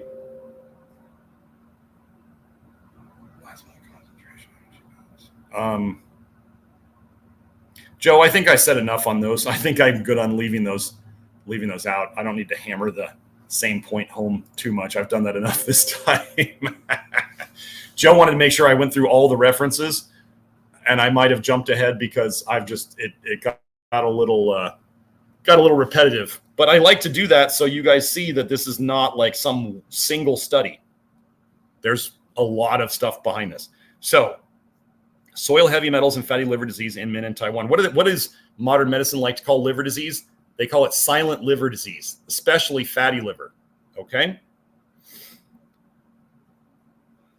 So the prevalence of moderate to severe fatty liver disease in our study was 26.5%. So there were some heavy metals in the soil. Using univariate and multivariate analysis, we demonstrated the presence of soil heavy metals was a significant risk factor for fatty liver disease in men. Okay.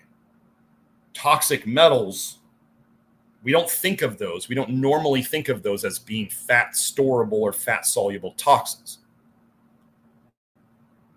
How could they be connected? Well, I'm honestly, I don't know if the body stores toxic metals in the body fat. I haven't looked into that very much.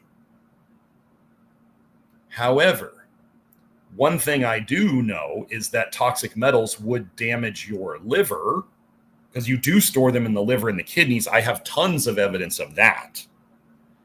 So if they damage your liver and kidneys, they slow down your overall detox rates, which then means your whole detox system slows down and you would be accumulating all sorts of other toxins that you're exposed to or that the people around you are exposed to.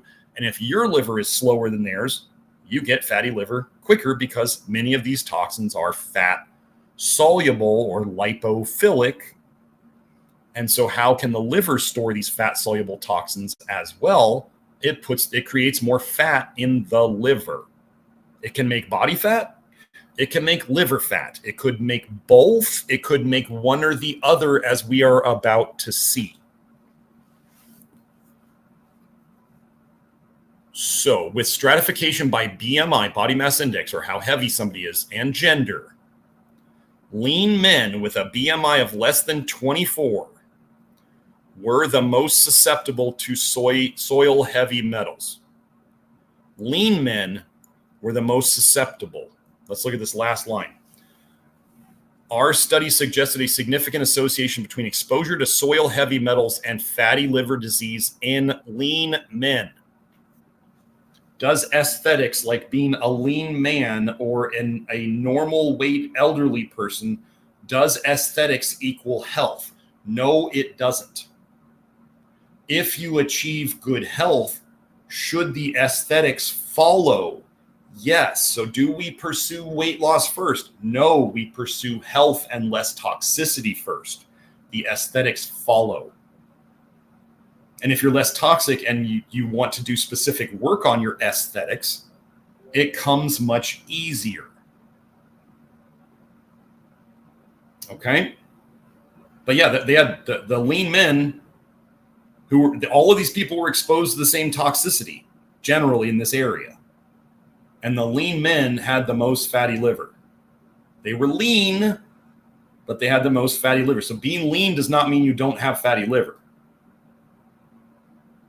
Underweight people can have fatty liver. Maybe they make more fat in their liver rather than out in their tissues, but you can't make as much fat in your liver as you can when you coat your whole body with it. Right? So let me hold on, Joe. I think we got a couple more things here. Let me see.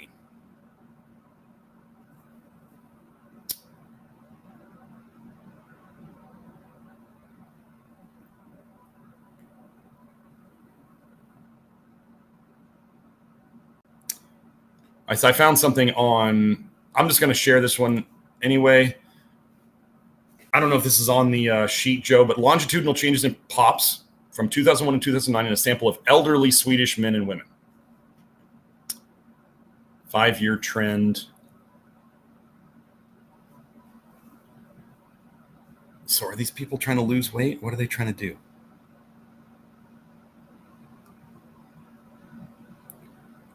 Okay, during the 5-year follow-up, blood concentrations of all of them decreased. Okay, let's just, again, we're going to connect this to the patterns that I've seen. For most POPs, a larger decline was seen in men than in women. Okay, you know how I told you the older people are, the longer they're going to have to fix their problems? Ladies, I have bad news. It's going to take you longer to fix your problems because you guys don't detox as fast as men. What does the research support right here? For most POPs, a larger decline was seen in men than in women. Men make more bile.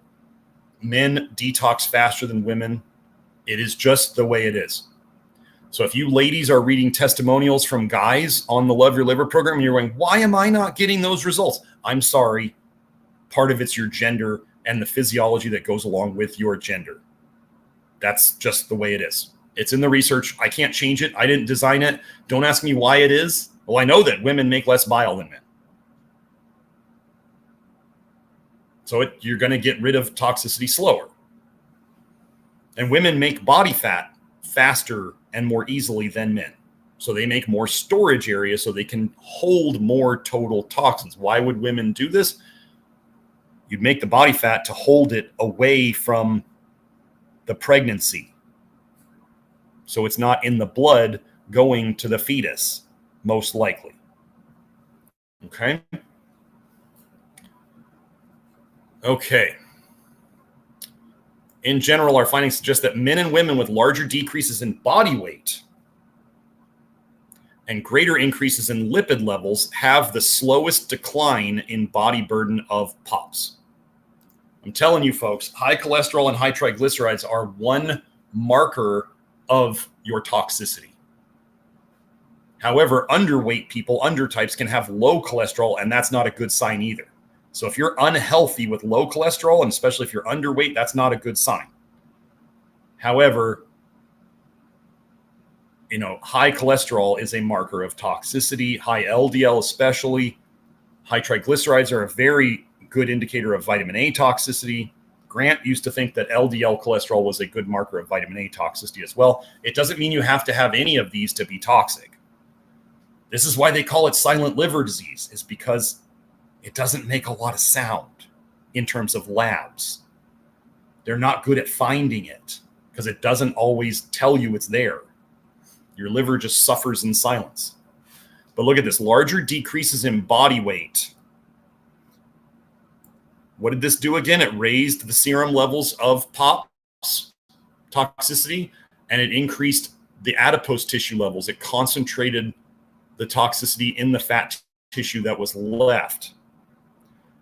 Greater increases in lipid levels would tend to, you remember how it said as the levels of POPs in the blood went up, the liver toxicity markers, the liver enzymes also went up, showing more liver problems over time. The liver was working harder because it's exposed to more toxins. So a slower liver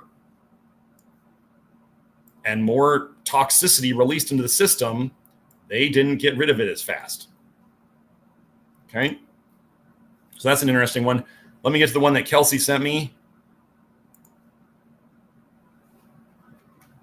Okay, She's a pretty smart girl. The effects of zinc and selenium. Gosh, who uses zinc and selenium around here? Oh, that's 2 of our 3 big minerals. Wow, interesting. 2 of the 3 minerals in Keystone Minerals are zinc and selenium. So what happened? The effects of zinc, and I have not seen this paper yet, the effects of zinc and selenium co-supplementation on resting metabolic rate, thyroid function, physical fitness, and functional capacity in overweight and obese people under a hypocaloric diet. A randomized double-blind and placebo-controlled trial. Let's go down and see what happened. In conclusion, an 8-week intervention with zinc and selenium co-supplementation combined with a low-calorie diet increased the resting metabolic rate. I'm going to go look up TUG performance and selenium levels in overweight and obese people. However, thyroid function, zinc levels, body composition, and the remaining outcomes of exercise performance remained unchanged. Okay, well, I'm not going to say, let's talk about my philosophy here before some people go, well, it didn't fix everything. Was I expecting it to fix everything? No. what do we prioritize? Those of you who have been here a long time, what do we prioritize over everything else? If we had to pick one thing to do, it is to reduce or minimize toxin intake. That is the most important thing.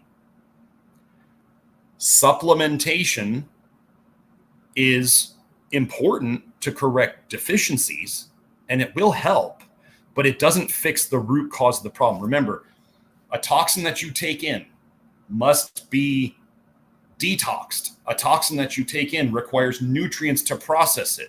Even if you do detox it, while the toxin is in you, it's going to cause some amount of damage. However, what if you avoid putting a toxin in? You never have to detox it. It never sucks out minerals or other nutrients. It doesn't, a toxin that never comes in you doesn't cause any problems.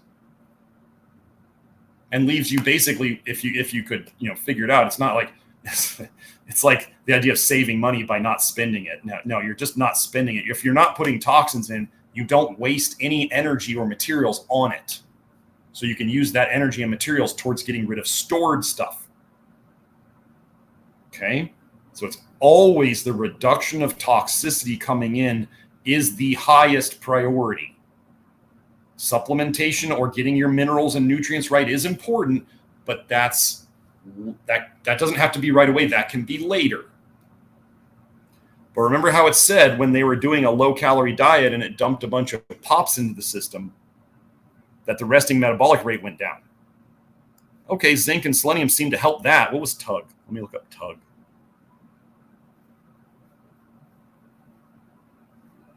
Where is it?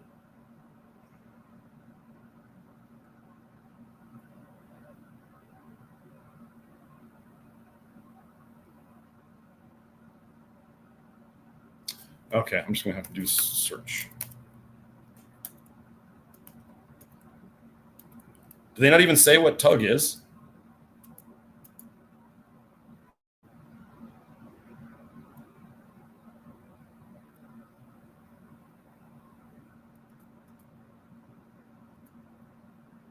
Timed up and go test.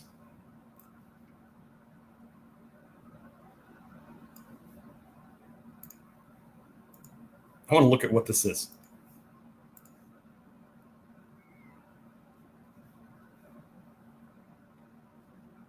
Okay. Timed as they perform the tug by standing up out of a chair, walking 3 minutes, turning around, walking back to the chair, and sitting down. Okay. So I guess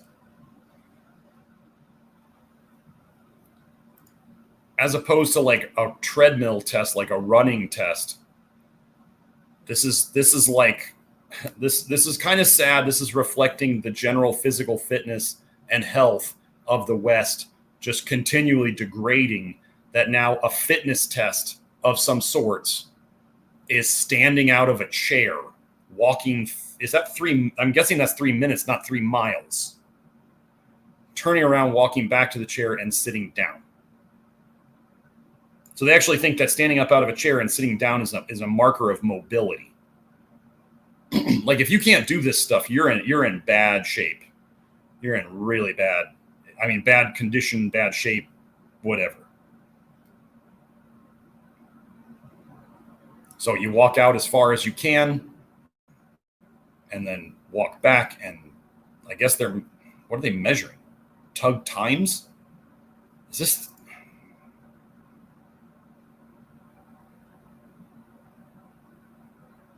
I'm guessing this might mean 3 miles.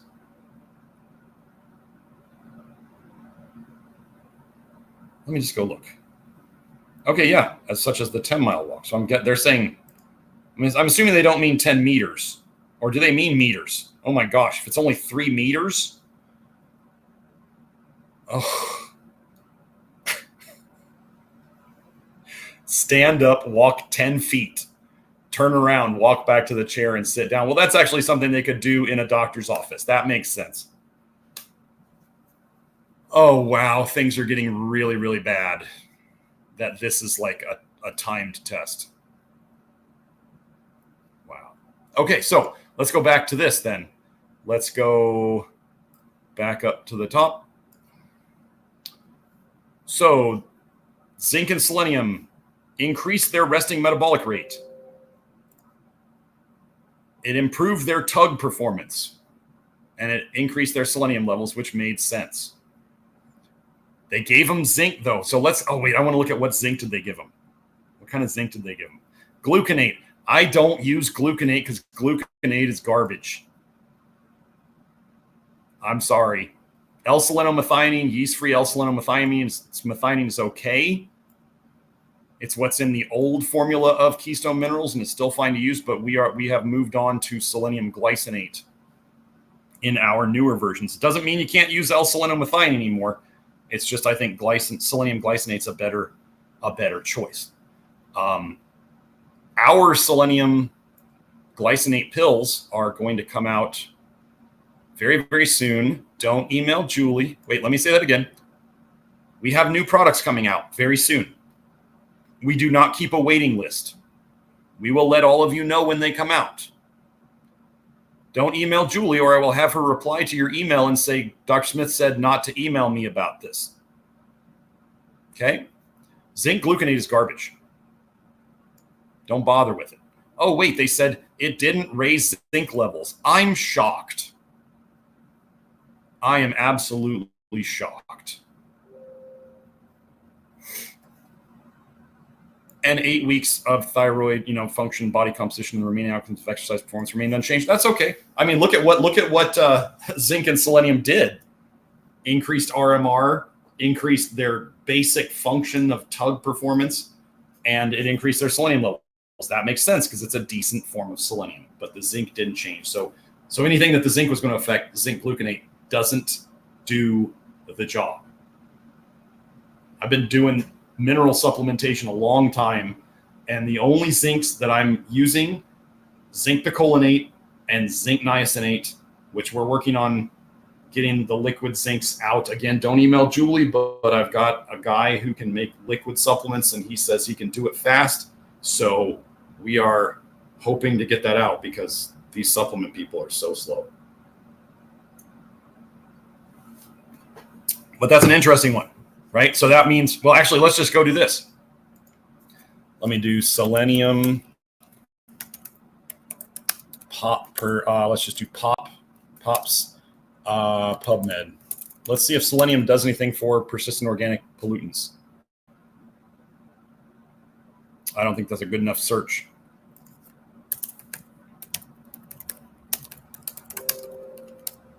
Okay, Joe, I'll get it.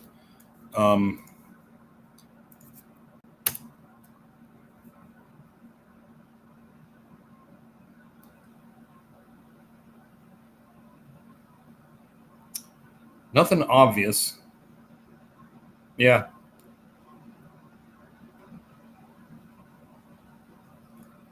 Nothing obvious, so we're not going to spend any time on. We're not going to look at zinc because the zinc they used didn't change anything.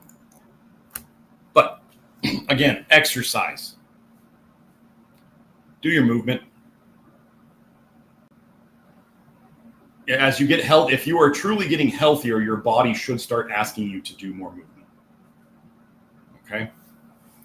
So I think I'm done with that presentation. So again, to conclude, right? Drastic weight loss, trying to lose weight as fast as possible without exercise is simply going to dump the fat and the toxins into your bloodstream. The fat may get burned, yes, but the toxins are in your bloodstream and they get reabsorbed by your fat, and you become a smaller, more toxic person. And you start to notice that you have to eat less to maintain your weight because what is damaging. So this is the funny thing about Peters. They can't ever explain what damages metabolic rate really. We can just show it right now. We can show that like persistent organic pollutants dumped into the system damage the metabolic rate. They lower the metabolic rate and the thyroid function and all this stuff. We have legit reasons for this. So this is why diet after diet after diet, it gets harder and harder, and you have to do more drastic and more drastic things because your body was holding on to the fat so it could hold on to the toxins so you don't poison yourself more. Okay? Health first, fat reduction later. Sometimes getting your health back will do the fat reduction for you. So, and exercise to oxidize these toxins, but not so much that it makes you feel like garbage. This is true of any of those agitators that we talked about. So I'm good on that. I'm done with that. You guys can watch it again if you need to catch the point. So let me look at the super chats now. Okay. We are at 12:11. No more super chats, please.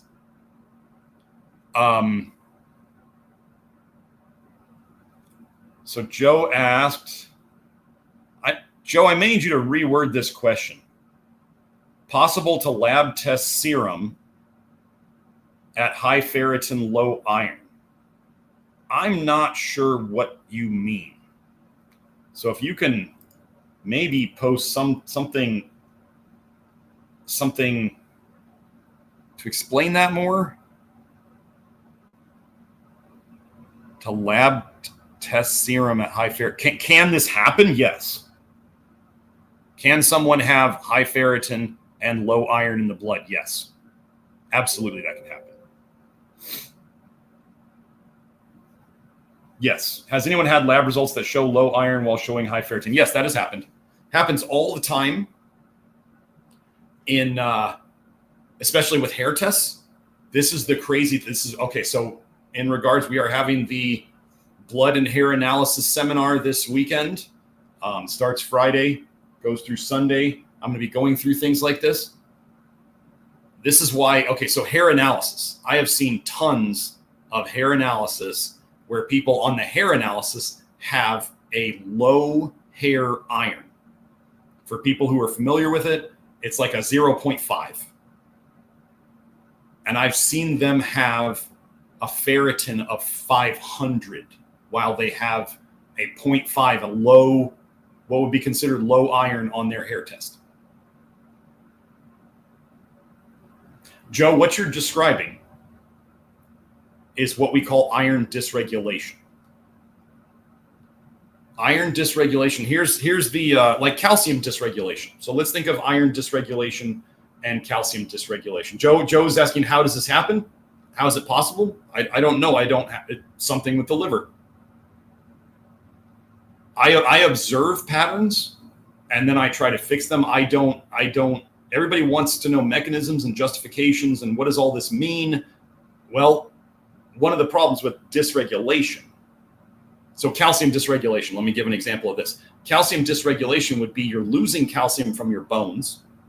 So you have low calcium where you want it in the bones, and you have high calcium in your joints and in your soft tissues and your heart and in your brain.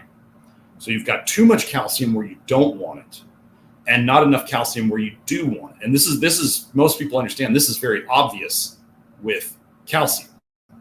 Like bone spurs and, when you say my knee has no more meniscus, it's bone on bone. The meniscus didn't disappear. The meniscus calcified. It turned into bone. That's why it's bone on bone.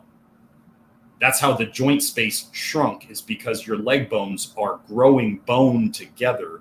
They are turning the soft tissue into bone. You didn't wear away anything.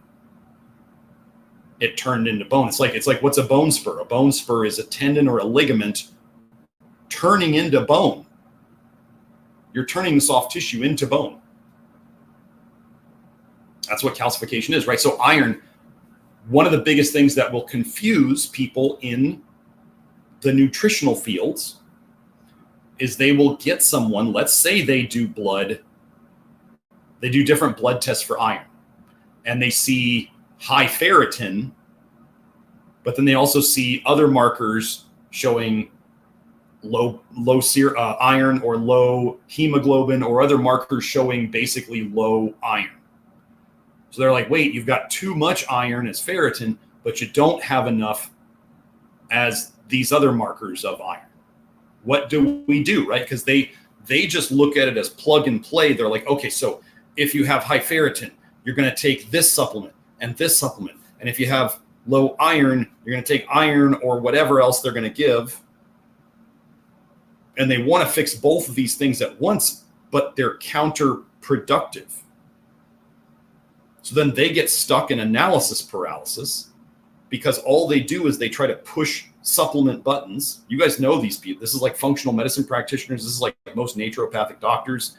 This is anybody in the alternative field trying to do nutrition who they just give a supplement for a lab test. Well, what happens when the lab tests are saying different things? Can you have low ferritin and high iron markers? Yes, I've seen all of these patterns. Are they common? No. Do they happen? Yes. Can I explain them in mechanisms? No. Do I need to? No, I fix the liver. And then the liver is the ruler of the blood. So again, we fix the liver and we see these problems go away. I have people who come to me with low ferritin their entire lives, and they don't have symptoms of anemia. They never have.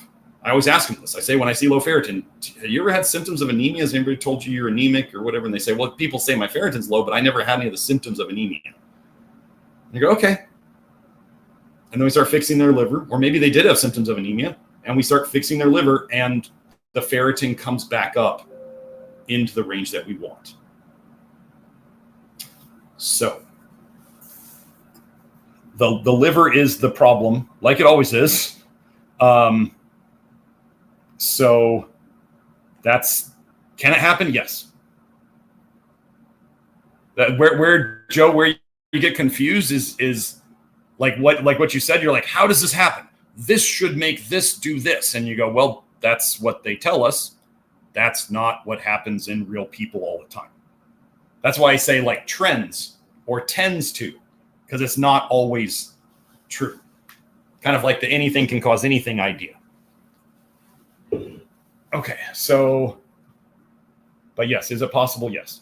And serum iron is serum minerals can be extremely affected by what you eat the night before or the morning of. So if you're not fasting and you eat that morning, yeah, your serum stuff is going to be affected by what you ate.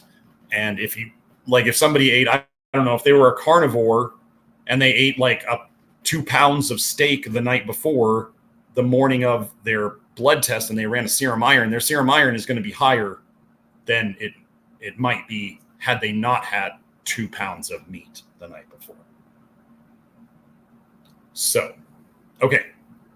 So thank you for the super chat, Zendog. Always appreciate you being here. The Jamester, well, Mariama Berry says, I have painful sciatica. I can't barely walk. That's probably sacroiliitis. That's classic vitamin A toxicity. You should talk to Zendog Breath about that.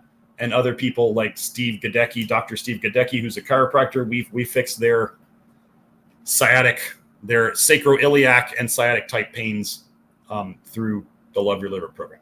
So, okay. The Jamester super chat. Thank you for the super chat, sir. I'm excited about the DIY program for joint pain and weight. Please share some advice for breastfeeding mothers using your supplements. I plan to do a slow change in my diet as not to detox too quickly through the breast milk. Okay. Well, so I guess the Jamester is not a man. So I'm going to make an assumption here. I'm making an assumption. Okay. Breastfeeding mothers using the supplements. Well, if somebody's doing the DIY program, generally I would say don't exceed any of the basic doses. So there's really no issue, in my opinion. Like if you go up slowly and you're watching your response to salt, as in sodium, and topical magnesium, and whatever you decide to do about potassium, whether that's foods or supplements or both, those are the nice thing about the electrolyte kind of group, as I call them, is that results, changes, good or bad, from those tend to show up right away. So you go by how you feel. You also have to go by the baby. If you are doing something and all of a sudden the baby doesn't like the breast milk, or the baby seems to get an issue or whatever, look at what you've changed that day or the day before because that's probably what is changing the milk, and the baby's having some kind of response to it. So you have to, since you're nursing, you're going to have to watch your response to things, and you're going to want to watch the baby's response to things, because either one of them can tell you that you're detoxing too hard. Like bile is very bitter. So if you started dumping more bile, leaking more bile, and it was getting into the breast milk, the baby might be like, ew, this doesn't taste good anymore, because there's more bile than the baby's used to. So where are we at? Slow changing your diet is good. For women who are thinking of getting pregnant, I generally suggest, as a precautionary measure for the early detox that can happen, I generally suggest women do the Love Your Liver program for 6 months, a good 6 months before they try to get pregnant, so that the earliest detox dumps are out of the way, because those are probably the strongest. Well, in the research, it would tend to point towards that. That's the fastest time of detox. That's the biggest time of detox. So yeah, 6 months of detox before trying to get pregnant is the safest route. What people do or don't do is up to them. In terms of basic supplements, I mean, any amount of flush niacin is better than none. So even if you're on a very small dose that doesn't even cause a flush, that's fine. That could look like the 25 milligram pills that we have. Lactoferrin is so widely differently tolerated by people. I don't know that you'd want to introduce lactoferrin during breastfeeding, just because it is so potent at potentially increasing bile production that you may want to wait on that. I wouldn't suggest going over, if you tolerate keystone minerals, 1 a day is about as much as I would attempt. And you'd have to see how you and the baby respond to it. And other than that, just getting the topical magnesium and the potassium, and then making sure you're eating enough, eat for 2 kind of thing. And that would be about it. So Ramon says, been cooking organic black beans in filtered water and salt. Should the aquafaba be discarded? Any nutrients or toxicity? Thank you, Dr. Smith. Well, Ramon, thank you for your regular super chats. Glad to have you here. Okay, so I would say this is what I do. Canned beans, I do not eat. Okay, so those who don't know what aquafaba is the liquid. Think of it as like the liquid that's in canned beans, or the liquid that comes out, it's the bean broth, if you will. So if you cook dried beans in water, and then there's the bean juice, if you want to call it that, that is aquafaba. Okay, or aquafaba, I think it's also called with a V. Anyway, I would not eat that from canned beans. I would always rinse off canned beans and discard the aquafaba. I personally am not touching that stuff, because that's actually been cooked in the can with whatever that can liner is. I'm not touching that. If I were to make dried beans in like an Instant Pot or on the stove or whatever, would I eat that aquafaba, that like bean juice that is like part of the bean soup, if you would? Yes, I would absolutely eat that. Yes. So yeah. So if it's dry beans or even fresh beans, do I think that's good enough to eat? Yes. And the thickness of that water is from the soluble fiber that is leaking, that's getting into the water. So it would be nice if we could trust the canned beans, but I don't trust them. So that's that. Mariama Berry asks, high calcium and mag after hair test consult is next month. Continue doing magnesium lotion. Thank you. Generally, as I will be going over in the seminar, the most important thing to look at is calcium to magnesium ratio on the hair test. Now, first of all, You can totally contaminate a hair test magnesium by taking even one magnesium bath where you put your hair in the water or you accidentally get your hair in the water. One magnesium bath in 6 months can contaminate a later hair test. And no, the final clean rinse that we suggest people do does not take away you doing that magnesium bath. Let me explain. Okay, first you must understand limescale and calcium deposits that happen on sinks, right? So let's say you have a faucet and you have hard water, which means it has high amounts of calcium, possibly magnesium in it, but most likely we're going to talk about calcium. So you run the sink, you turn off the sink. There's always that drop of water that's left hanging from the sink, right? That doesn't drip off. That drop of water has calcium in it. That drop of water evaporates. Whatever the minerals were or are that were in that drop of water are then left to crystallize, calcify on your faucet. Does running your sink more on top of that mineral deposit, does that make it go away? No, not at all. Would washing that mineral deposit with soap or shampoo make it go away? No, it doesn't make it go away.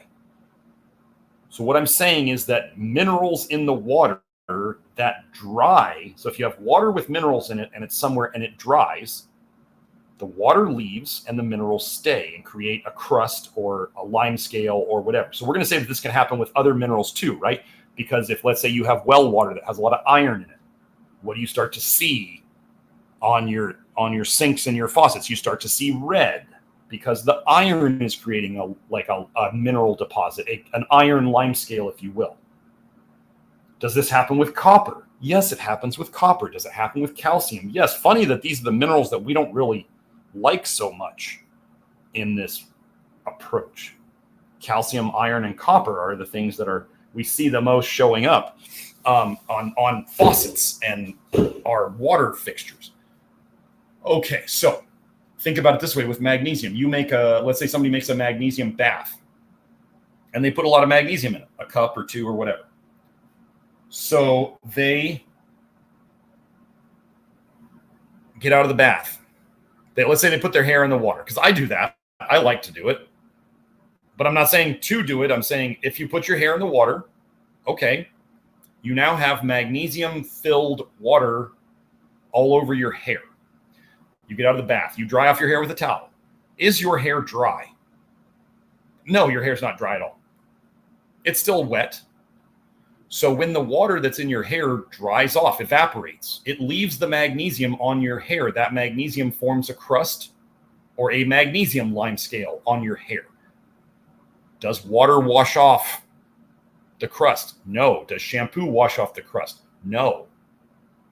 So if that hair is still around when you do your hair test, you're going to have magnesium on that hair that is going to give you a higher magnesium reading on the next hair test than is actually true from the inside. So there's two things on a hair mineral analysis that can potentially make up that number or that bar. And that is what came out of the inside of you into the hair. And then there's whatever could potentially contaminate it from the outside.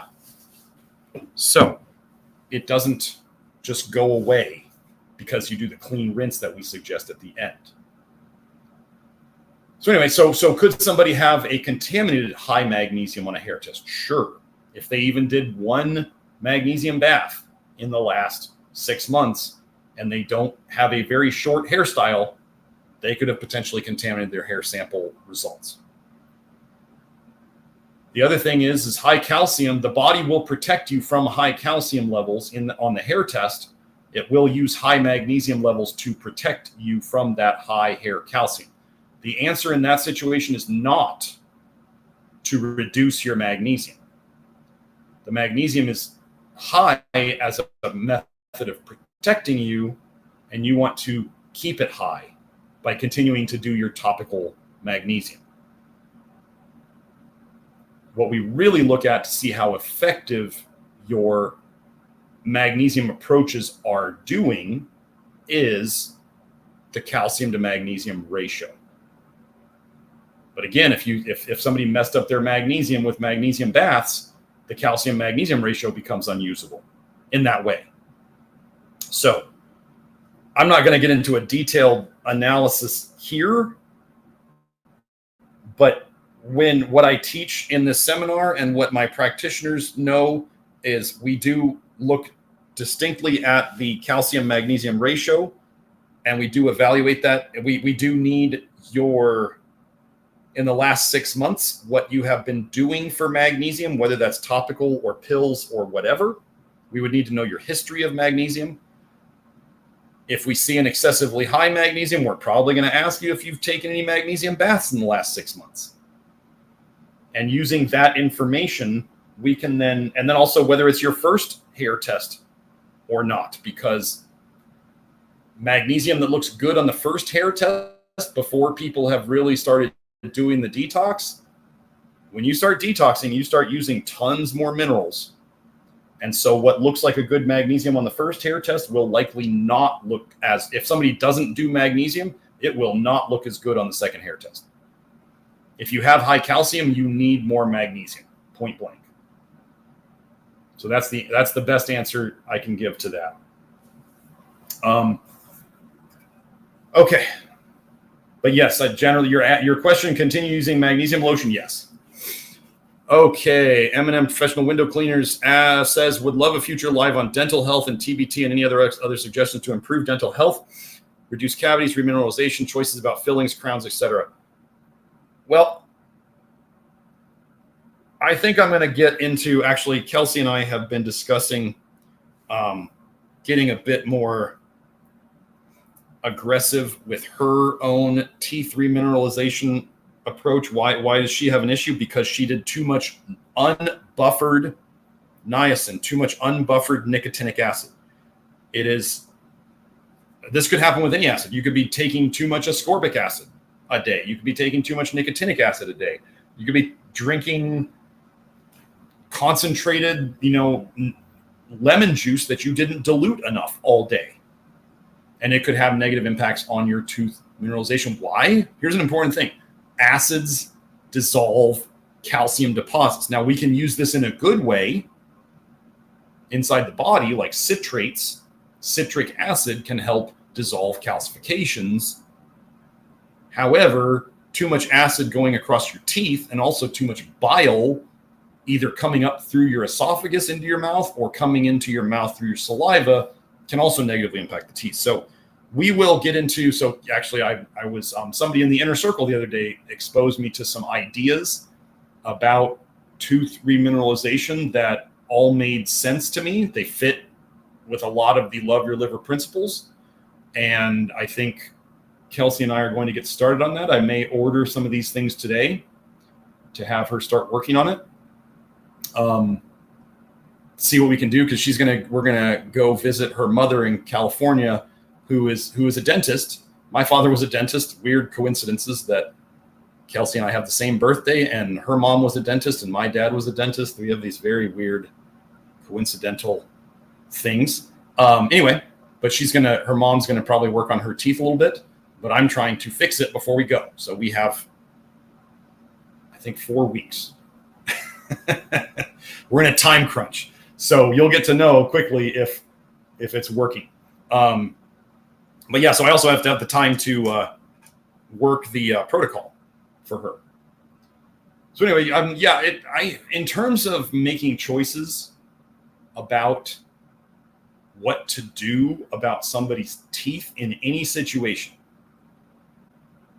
I'm going to say get multiple opinions always. If you are going to go and do anything in the conventional medical area, which involves putting things in your body permanently or taking things out of your body permanently, get multiple opinions, 2 opinions, 3 opinions, 4 opinions. A lot of them do the consult for free. There are so many shyster practitioners out there who just want to make a living, and they will recommend all sorts of BS to you. If you go and see 2 or 3 or 4 people, you are more likely to come across somebody who is still a good person and still a good practitioner, who is not just going to recommend a bunch of BS to you to fatten their wallets. That is the first thing. And you'll be amazed at how different the diagnoses and the treatment plans are from these different people. People want to believe that medicine is like some science, and it's absolutely not. And you just go to 4 different practitioners and you'll get 4 wildly different recommendations. So yeah, I will think about that. I've been thinking about doing that for a long time. But now that we have this little kind of condensed approach, and I have a subject in Kelsey, and she's a very willing experimenter, being the scientist that she is, and she wants to fix it too. So we're going to work on that. Okay, so that's that. I will definitely keep it in mind, and like I said, we have something that we are actively working on. Okay, so let's see. So we got that one. I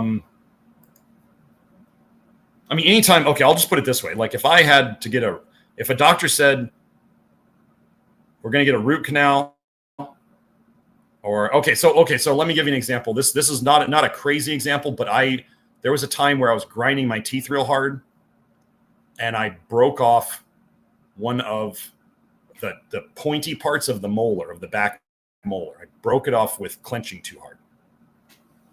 I don't have this issue anymore, but I went to my dentist, who is actually the gentleman who bought my dad's practice after my dad passed away. Well, actually, my dad sold it before he passed away, but he's the gentleman who bought my dad's practice. And he said, well, I could put in a filling, like I could put in the filler, the porcelain or ceramic filler. And I was like, is there something else we can do? And he goes, well, I could just grind it down to make it smooth, so that your tongue's not going to, so it's not sharp and your tongue's not going to, keep rubbing on it and all that stuff. And I said, let's do that. So he just ground down my tooth and made it flat in that area, or made it not sharp, I should say. He left as much of it as he could without letting it stay sharp. And so that was a solution, that wouldn't have come about unless I said, I really don't want to do that. And they said, oh, well, then we have this other option. So the less crap they put in you, even I don't care what they say, it's okay. They're like, oh, are the ceramic fillings better than mercury? I'm going to throw it out there. Yeah. We know we don't want to put mercury in your mouth. But are there probably some amount of plasticizers in the ceramic or the porcelain fillings? Yeah, there's probably something. I mean, they're putting something in there that's like a melted liquid that then hardens with, I think they put UV light on it. There's something going on with that it's not porcelain, we'll put it that way. It's not ceramic. They call it ceramic maybe because it looks that way. Maybe it has some relationship to ceramic, but that sounds like plastic to me, So, yeah,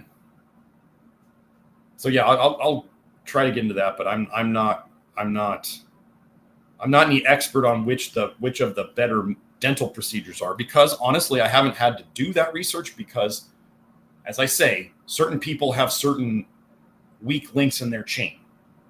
Like different people break down in different areas of their body first. Now, this could be genetics.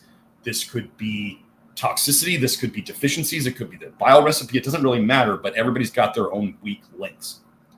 My teeth have never been a weak link for me. Yes, I did break off that one piece, but otherwise my dental health has been amazing. So what that means is I haven't had to look into this stuff a lot.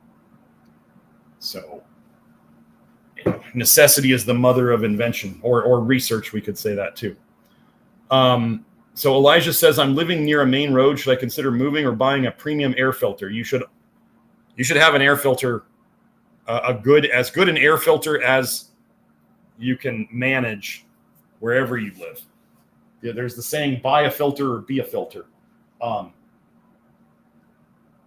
Yeah.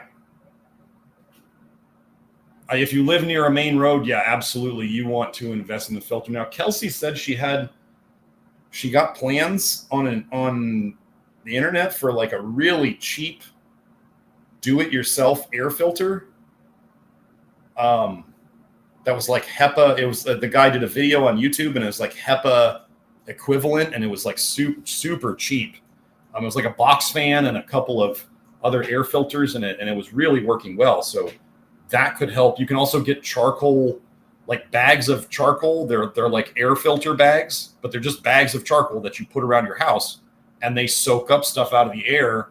And then to clean them out, all you do is you take them outside, you leave them in the sun for a while. This shows how much sunlight oxidizes toxins, right? So the charcoal has toxins in it that is absorbed out of the air.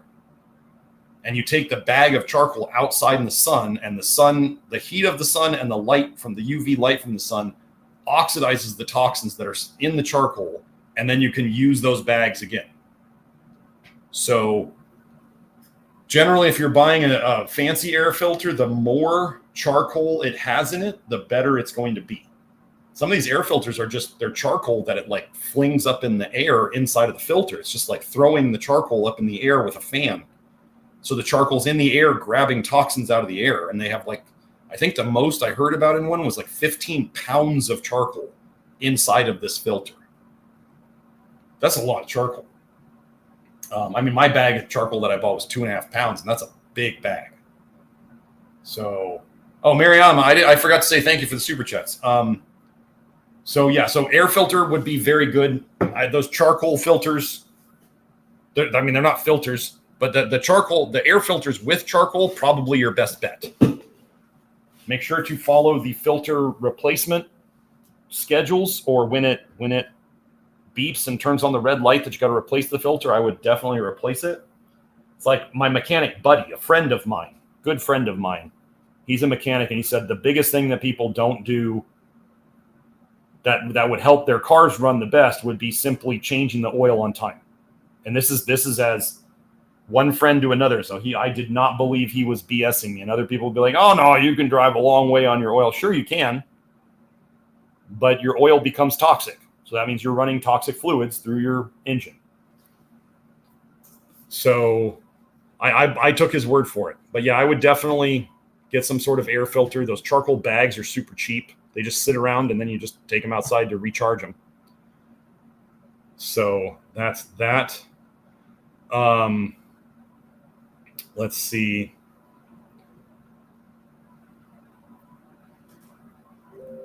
I think that's all. But thank you for the super chat, Elijah. And yeah, thank you everybody for the super chats. I think that's about it. I got to get to the inner circle now. And I will, for those of you in the Love Your Liver program, I'm going to make a small promise. I don't make promises very often at all, but I'm doing this to put a little pressure on myself because I need to get it. I want to get it done. I am going to talk with Kelsey, and we are going to look at this dental approach to remineralizing teeth that is in line with what we do. And I am going to type up how I would do it, because I would not do what they recommended. There's all sorts of artificial sweeteners and other BS in it. I would not touch most of the products that they use. I'm not going to recommend that we may have to, there may be one product that has here's the problem, folks. Finding recaldent in products that do not contain artificial sweeteners is next to impossible. Unless I have one of my supplement guys working on getting me some recaldent, so maybe Kelsey can make a tooth powder with it in it. But it seems to be difficult. So Joe's been putting all my links up on the screen. Yeah, so that's about it for today. But I'll put that trial. So just know, when you see this dental thing in the Love Your Liver program within a couple days. So I'm giving myself till Friday. Okay. If and when you see it in the Love Your Liver program, it is a trial. It is for people to try if they want to do it. It's not me saying this works. This is like, you can test it out if you want. If you don't want to do it and you want to wait for others, then go ahead. But all these things are generally in alignment with all the things, the way I'm going to do them are in alignment with what we do in the Love Your Liver program. So, okay. For those of you coming to the seminar this weekend, It's going to be exciting. We're going to cover, what is it, like 20 hours of stuff, I think it is. It's either 18 hours or 20 hours of stuff, going over all the ways I analyze the tests. Yeah, there's Joe just put up the link for the seminar if you want to go check out the page on that. And yeah, it'll be pretty exciting. And we'll get that information out there to the people who are coming. So yeah, that's it. So we'll see you next week. Hope you all have a great week. Bye now.